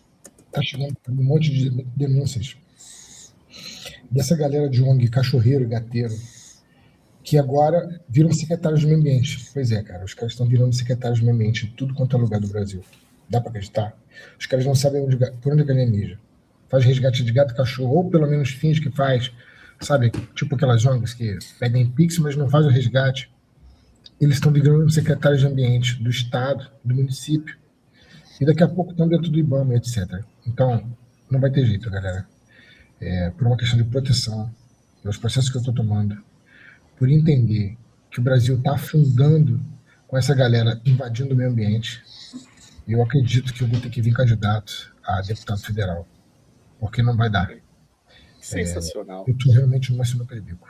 Espero que todos compreendam, caso eu tome essa decisão. Sei que as pessoas não querem me ver na política, etc., mas caso eu tome, compreendam, cara, porque não sobrou outra alternativa para mim. Cara, que coisa sensacional. Olha que interessante. Desculpa, eu tenho que comentar isso. O maluco tem uma salsicha tatuada na cara, velho. O maluco tem uma salsicha tatuada na cara. Não dá pra levar isso a sério. Porra, não dá. Quer sair direto pro federal. O maluco vai sair federal. Sensacional. Mas vocês entenderam o motivo pelo qual ele quer se tornar deputado? Porque ele está sendo processado. Sim, ele tá querendo... Agora levar um processo. Para fugir, ele tá querendo ser deputado federal para fugir do processo administrativo que ele tem na prefeitura, porque ele tá com afastamento, pelo que eu tô entendendo. E confessa. E isso eu tô fazendo uma busca no Google aqui. Parece que ele tem um processo administrativo na prefeitura. Cara, que coisa bizarra, Pô, eu me lembro de um candidato engraçado que tinha, sabe aqueles candidatos bizarros que toda eleição tem? Tinha um que fala assim, eu sou fulano de tal, vota em mim que eu quero comprar uma moto e um computador, mas se der fazer alguma coisa, eu também faço. Assim, esse cara é pior. Porque não é que ele quer comprar alguma coisa, ele quer fugir de um processo. Não, vota em mim, assegurado. gente, porque eu quero fugir do processo. Meu irmão, melhor um cachorreiro, secretário de meio ambiente, que pelo menos o cara faz expediente, do que você afastado e fugindo do PAD, porra. Não dá. Eu já vi, por exemplo, muitas vezes a pessoa, por mais que ela esteja mentindo, ela falando assim, olha, eu quero ser deputado, eu quero mudar o Brasil, eu quero transformar o meu estado, eu quero... Mas a primeira vez que eu vejo alguém confessar no YouTube que quer entrar porque ele está numa sinuca de bico, ele está sendo processado. É a primeira vez que eu vejo. E isso não daria nenhum tipo de problema para ele ter um tipo de fala desse na internet? Ou tu acha que não? A questão é, primeiro, ele já tá com o processo.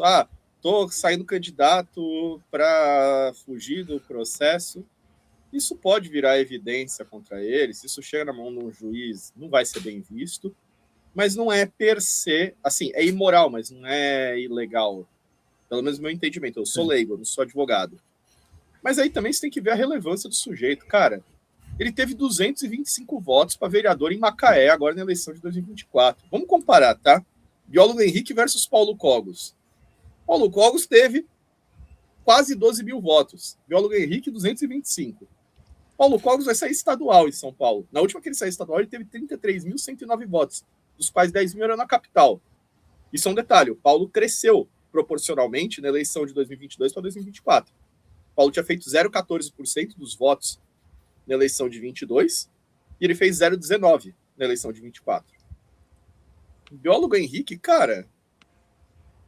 Velho, é muito candidato meme isso. O maluco tem uma salsicha tatuada na cara, fez 225 votos na eleição de Macaé.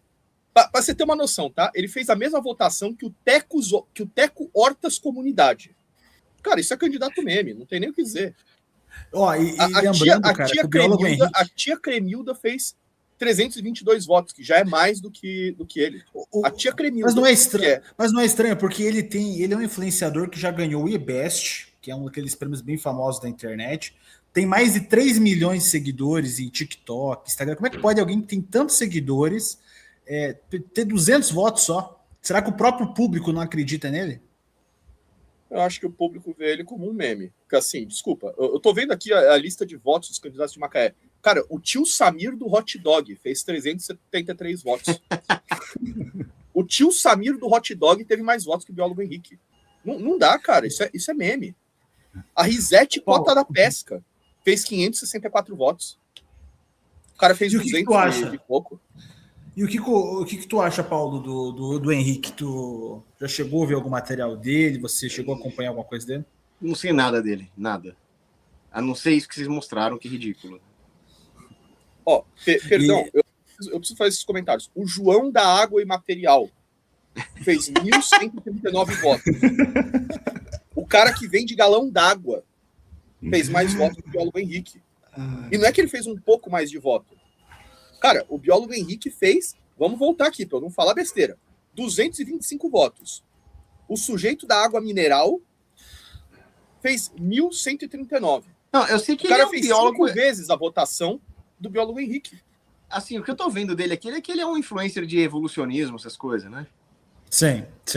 Então também. faz sentido mesmo. Um cara que entrega água mineral é infinitamente mais importante e construtivo para a sociedade do que um cara que fica falando falsa biologia na internet. Então faz todo sentido mesmo. Ô, Paulo, tem alguém na internet que você ainda não conversou? Porque eu sei que você já participou de vários podcasts. Acho que todos os podcasts você já deve ter participado. Tem alguém ainda na internet brasileira que você não teve a oportunidade de... Vamos supor, alguém que você gostaria de sentar para conversar e alguém que você não gosta, mas você queria ter um debate. Tem alguém ainda nessa perspectiva? No caso, seria duas pessoas. Uma que você gostaria de sentar para trocar uma ideia, porque você gosta dela, e outra que você não gosta, mas você queria ter um debate com ela. Tem alguém? Pô, deixa eu pensar um pouco nessa pergunta. E depois eu quero escutar do Rodrigo também. Se ele gostaria dele contra alguém, eu quero ouvir Rodrigo, vocês fala que eu dois vou pensar antes. no meu. Eu vou falar, mas antes eu tenho que comentar. O biólogo Henrique perdeu as eleições de vereador pro Fabrício Sem Perna. O Fabrício Sem Perna teve 335 mil votos. O biólogo Henrique teve 225. O Imagina se ele tivesse com as 100 duas, votos né? a mais que o biólogo Henrique. Mas faz todo sentido, né, Viso? Você acha que o Fabrício vai passar a perna no eleitor? Não vai. Já o biólogo Henrique, não sei. Tá querendo passar a perna no processo, pelo que ele tá falando. Mas e aí? Fala aí, quem que vocês gostariam de sentar, que vocês não sentaram para conversar? Ó, eu não gosto, não tenho nada contra a pessoa dele, mas eu não gosto das ideias dele, é o Sérgio Sacani. Eu nunca tive a oportunidade de debater com ele. Você gostaria de sentar com o Sacani para conversar, então? Sim, apesar de eu não gostar das ideias dele, sim. Ó, a gente pode organizar isso, cara. O Sacani tá para nós, para ele vir aqui no canal participar. A gente também vai participar de alguma coisa com ele também lá em São Paulo. A gente vai fazer alguma coisa junto. A gente pode tentar organizar isso mais para frente. E pessoas Legal. que eu nunca tive a oportunidade de conversar, mas que eu admiro, que eu acho que faz um bom trabalho, é No meu caso, uma figura da esquerda que eu debateria, mesmo discordando totalmente das ideias dele, o Zé Dirceu. O Zé Dirceu? O Zé Dirceu. Só ele da esquerda? Acredito. Não seria só ele, mas eu acho que o Zé Dirceu, das figuras da esquerda, ele é intelectualmente o que mais tem a agregar numa conversa. Da direita que eu nunca conversei, mas gostaria bastante de conversar, o Magno Malta. Aliás, o Magno Malta eu já conversei muito brevemente com ele, mas sobre amenidades. Foi ali na posse do Milei, eu fiquei falando com o Magno Malta sobre igrejas evangélicas, sobre os cismas dentro da Assembleia de Deus, mas eu queria ter uma conversa política com ele, porque eu entendo que o Magno Malta ele construiu boa parte do que é o movimento evangélico na política. Eu sou católico, não tenho parte nisso, mas eu queria entender melhor qual foi a trajetória do Magno Malta, que era uma figura na direita que eu não conheço bem, mas que eu queria conhecer.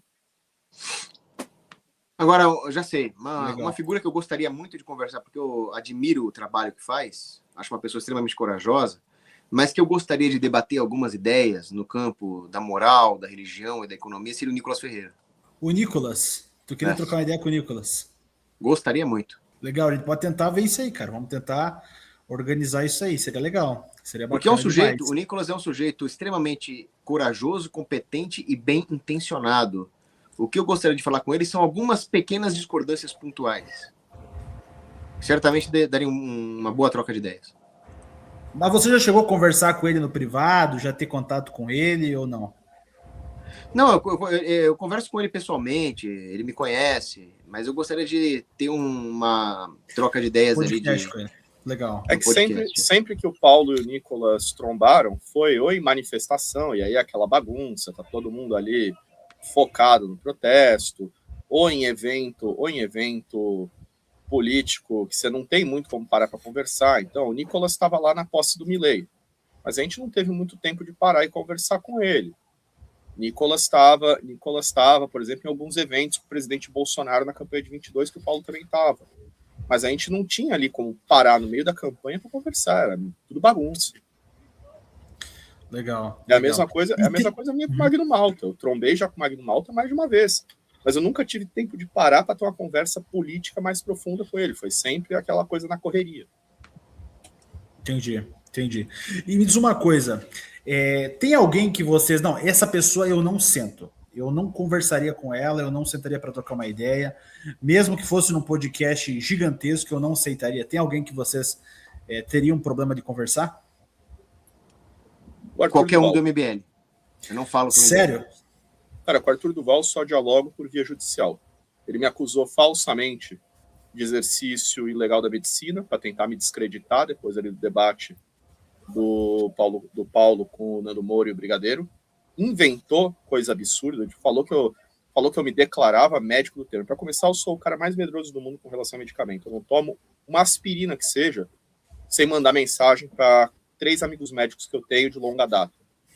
Samuel, que ajudou na campanha do Cogos, Paulo Saí, que é esse colega meu de USP, do meu grupo político, que é praticamente um médico pessoal, e outros 2 médicos também do nosso círculo, mas que eu não vou citar os nomes por conta de não expor eles. Mas assim, eu sou um cara medroso com relação ao medicamento. Aí o cara vem para tentar me descreditar e inventa que eu falava que eu era... O cara inventou dizendo que eu me apresentava como se fosse médico do Alckmin. E aí, desculpa, o Alckmin é médico. Eu fui assessor do Alckmin quando eu era um funcionário concursado do governo do estado de São Paulo. Mas a minha interação com o Alckmin na época era dizer bom dia, governador, entregar a agenda dele e voltar para minha sala. Eu nem sequer ficava conversando com ele. E o cara veio falar que eu me declarava médico do Michel Temer. Eu nunca falei com o Michel Temer na vida. Eu nunca estive no mesmo ambiente que o Michel Temer. Então o cara inventou umas histórias para me descreditar de graça. Desde então, estou movendo processo contra ele, já ganhei a fase inicial do processo, está ainda avançando. Com sorte, ele vai se tornar inelegível por mais 8 anos, por causa desse processo. Mas, assim, é uma figura que, por ter ostensivamente mentido sobre mim, de maneira gratuita e torpe, eu não teria nenhum tipo de diálogo com ele. E você, Paulo, por que você não debateria com o pessoal da MBL? Por essas questões do Rodrigo ou você tem mais algumas questões com eles? Porque se o sujeito se presta a entrar para o MBL sabendo de tudo que ele já fez, é porque o caráter dele não é diferente do Arthur Duval, e o Neves já falou sobre qual é o caráter do Arthur Duval. Então, para mim, todo mundo do MBL é igual ao Arthur Duval, até prova em contrário. Eu, por default, não debato com alguém que faça parte desse tipo de movimento, que se diz de direita, mas defende as ideias mais execráveis. É transdireita. Eles acham que são de direita, mas não são. Vocês não acham que daqui a pouco... Vocês não acham que daqui a pouco seria uma oportunidade de vocês mostrarem essas falácias num debate contra eles ou não? Ou vocês acham que isso seria só perca de tempo mesmo, sentar e trocar, ou só iria piorar a situação? É perda de tempo de debater com a MBL. Primeiro, eles não aceitam nenhum debate que não seja de um podcast deles ou de um host que seja alinhado com eles. Segundo, quando você faz debate com a MBL, os caras fazem previamente uma campanha de cancelamento contra você já umas 2 horas antes do debate. Então, não deu nem 2 horas antes de começar o debate, já tem hashtag dizendo que você perdeu o debate no Twitter. Os caras estão lá botando robozinho para levantar hashtag. Então, é debate inútil, sabe? Você está indo para debate armado com gente mau caráter para não conseguir debater ideias. E outra, não adianta debater com gente intelectualmente desonesta. Eles vão falar, não, mas eu sou a favor da liberdade de criticar o governo, e não é. Então, estão mentindo o tempo inteiro, são desonestos. É perda de tempo mesmo. Então, entre o Arthur Duval e o Jones Manuel, você preferiria sentar com o Jones Manuel? Debato com o Jones Manuel. É um sujeito com ideias execrandas, mas ele não é tão desonesto intelectualmente quanto alguém do MBL. O Jones Manuel tem ideias horríveis, mas ele efetivamente acredita nas ideias dele. A gente está partindo de um debate que, ao menos, é minimamente intelectualmente honesto. Você acha que o Arthur não acredita? O Arthur e o MBL não acreditam nas ideias que eles defendem na internet? Todas as posições do MBL são posições instrumentais. Eles não têm nenhuma posição ideológica. Você pode me dar um exemplo? As posições do MBL são o que eu posso fazer para ganhar hype e ganhar alcance. Por exemplo, agora, essa história do MBL com camisetinha, prendeu, matou. Os caras ficaram passando pano pro coitadismo judicial brasileiro os últimos 4 anos. Ficaram lá abraçadinhos com Gilmar Mendes, com Alexandre de Moraes, com todo o sistema judiciário brasileiro que estava fazendo saidinha de preso, que estava fazendo todo tipo de situação para ajudar o sistema judiciário a se tornar mais brando. E agora vem, eu defendo prendeu, matou. Por quê? Porque eleitoralmente é conveniente. Passou a eleição, esquece a história. O MBL defende a liberdade de expressão, vírgula, defende a liberdade de expressão até a hora que é para denunciar deputado bolsonarista e tiozinho do Zap no Twitter do STF. E mandar coraçãozinho de amor pro Xandão. Ou Kim Kataguiri lá, querendo aprovar votando a favor da lei das fake news, votando a favor da reforma tributária do Lula. Exato.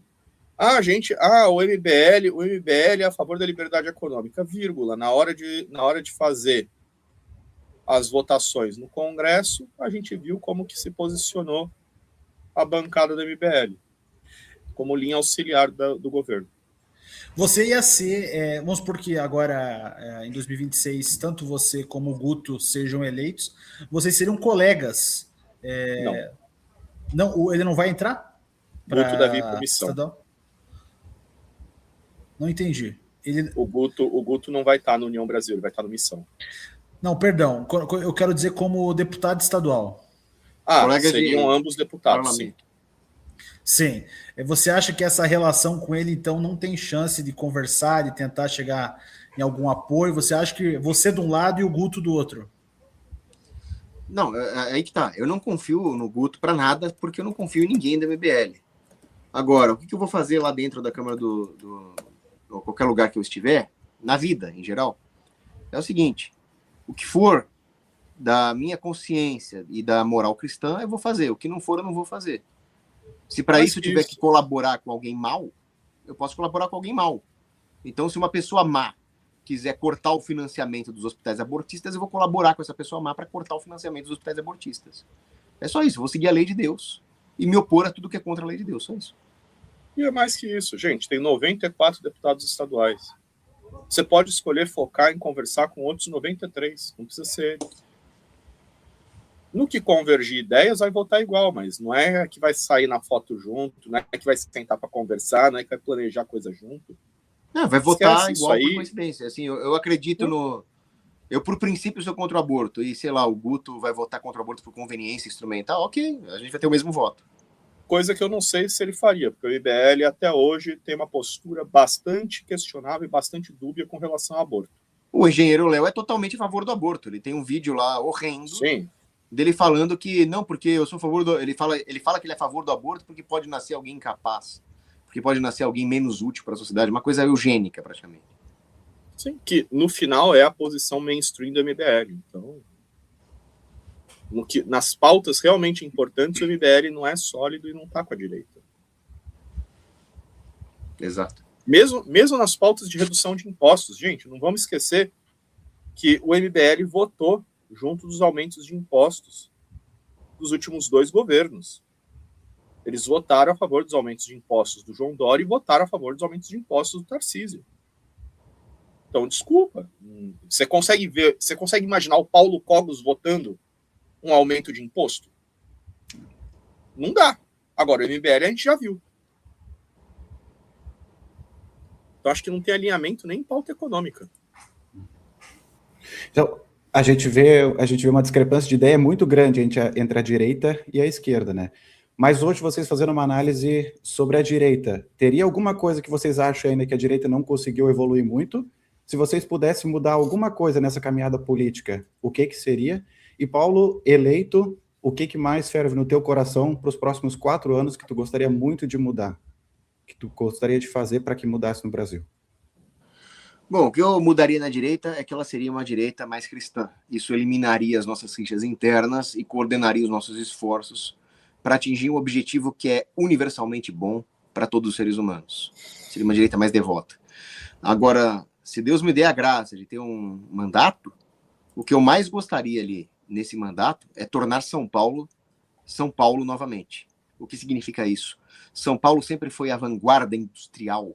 São Paulo sempre foi a vanguarda cultural, não no sentido de revolução, de destruição da cultura, mas no sentido de ser o estado que tinha a indústria mais pujante e que tinha mais dinheiro para promover as tradições culturais, de fazer com que a cultura penetrasse todas as dimensões da vida paulista.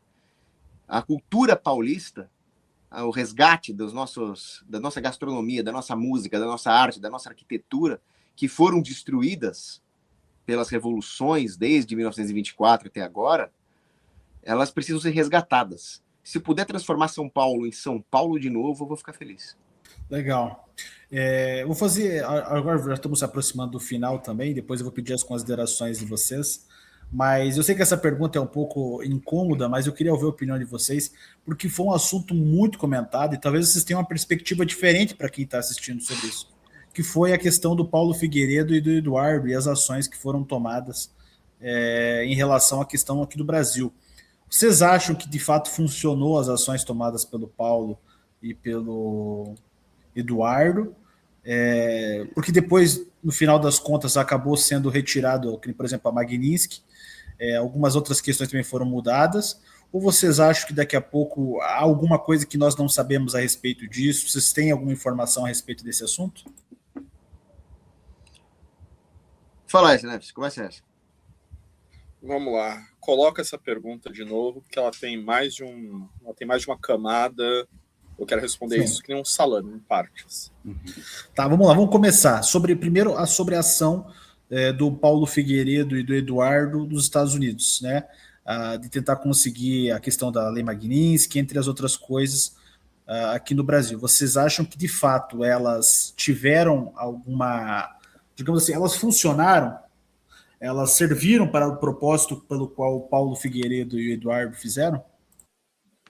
Inicialmente, sim. Elas desestabilizaram o governo brasileiro, criaram uma situação bastante ruim para o governo Lula. O governo Lula ficou quase que um mês ali derrapando, com a imprensa tentando justificar de todo jeito que, não, mas veja bem, as sanções contra o Brasil não são por causa do Bolsonaro, são por causa de, não sei, a nossa agricultura. Eles ficaram tentando inventar a situação. Isso fez um processo de ridicularização da esquerda. Essa primeira etapa foi muito boa mesmo. Foi uma jogada brilhante do Eduardo Bolsonaro. Foi algo que o Eduardo Bolsonaro construiu ao longo de anos, em que ele se colocou como sendo uma figura articuladora na direita internacional. Foi algo muito bom. Só que, infelizmente, não durou. E por que não durou? Por conta de conflitos internos dentro do próprio governo Trump. Porque dentro do governo Trump você tem uma ala ideológica ligada com o trumpismo de primeira hora, e você tem uma ala mais establishment da vida. E as pessoas não têm essa compreensão clara no Brasil. Dentro da direita americana, isso é mais claro. Quando você vê, por exemplo, saídas de figuras-chave do trumpismo de primeira hora. Por exemplo, o expurgo que o Tucker Carlson sofreu ao ser retirado da Fox News. O afastamento do Steve Bannon na segunda gestão do Trump. Tudo isso foram quadros importantes do trumpismo que foram retirados pelo establishment nessa disputa que teve com relação a como seria o governo americano nesse segundo mandato. E bem, infelizmente, você sempre teve ali no governo americano aqueles que eram opostos a qualquer tipo de ação do governo americano contra o governo brasileiro, que queriam manter ali aquela normalidade que o establishment sempre adora. Quem que era isso no contexto americano? O Marco Rubio. Marco Rubio não é um trumpista. O Marco Rubio, historicamente, é uma figura ligada ao establishment do Partido Republicano, um rhino, e ele, desde o início, se opôs às sanções contra o Brasil. Tanto ele se opunha que o Trump teve que designar um assessor especial dele para acompanhar a situação junto do Marco Rubio, para que o Marco Rubio não monopolizasse a situação. Então foi bem... Puta, como que eu posso colocar isso de uma forma que não me dê problemas jurídicos? O que aconteceu você teve uma briga interna no governo americano e o Joesley Batista, muito espertamente, foi e utilizou do poder político que ele tinha, através das doações que ele fez a alguns republicanos ligados ao establishment, para fortalecer o Marco Rubio e enfraquecer a ala ideológica do governo Trump. E nisso o Trump acabou recuando. Isso tem sido, diga-se de passagem, a dinâmica do governo Trump. O Trump toma posições acertadas, radicais, e aí, imediatamente, vem o que eles brincam, que é o corpo de bombeiros republicano, que é um monte de republicanos do establishment que estão dentro do governo Trump e que sempre que o Trump toma qualquer atitude minimamente popular, minimamente radical, minimamente necessária, chega essa turma para apagar o incêndio e voltar à normalidade. Foi o que aconteceu. Por sorte, o Itamaraty é extremamente incompetente. Se o Itamaraty fosse minimamente competente, em uma semana aquelas sanções de 50% tinham caído. Mas como eles são brutalmente incompetentes, demorou meses para isso acontecer e teve que ser um privado, o Joesley Batista, para ir negociar o negócio. E assim, você teve um monte de iniciativas ridículas. Você teve grupo de senadores brasileiros indo conversar com os americanos. Não ia dar em nada. Bando de inapto. Grupo de empresário brasileiro ligado às federações de indústria indo conversar. Ninguém liga. Nos Estados Unidos só tem uma coisa que apita em poder político além de voto, que é doação. E por sorte o Joesley Batista entendeu isso a tempo e ele tinha doado tanto para os democratas quanto para vários republicanos do establishment. Ele não doou para a galera do Trump, mas ele doou para o RNC, para que o RNC lançasse candidatos desalinhados com o Trump. E ele usou disso. Só que ele fez a negociação dele com o Trump, salvou a pele do governo brasileiro e da ditadura e não cumpriu parte dos acordos. O que está rolando na Venezuela tem dedo do Joesley. E tanto teve dedo do Joesley que o Trump, sentindo-se traído, resolveu denunciar a JBS nos Estados Unidos por formação de cartel. E agora o problema do Joesley não vai ser em salvar a pele dos seus aliados no Brasil. O problema do Joesley vai ser em não ter as empresas dele desmanteladas como cartel nos Estados Unidos. Mas, infelizmente, você não pode olhar para o governo Trump e pensar que aquilo ali é um monolito de direita. Não é. Aquilo ali é um espaço de disputa entre o centrão americano e uma pequena direita ideológica que ainda não tem controle total do governo americano. A coisa ali está ultra instável. Até o fato de que na Venezuela você só teve a extração do Nicolás Maduro sendo levado para os Estados Unidos para ser julgado e não uma invasão e uma libertação do povo venezuelano por completo, isso foi por conta das pressões internas do próprio establishment americano. Pelo amor de Deus, o maior erro que você pode ter ao interpretar a política americana é olhar para os Estados Unidos e para o governo Trump como se fosse um monolito, como se fosse um negócio coeso. Não é. Ali é o contrário da coesão, gente. Bom, vamos para nossas considerações finais, então. Paulo, você quer dar suas considerações a respeito do, digamos, como um fechamento para tudo isso que você falou até agora?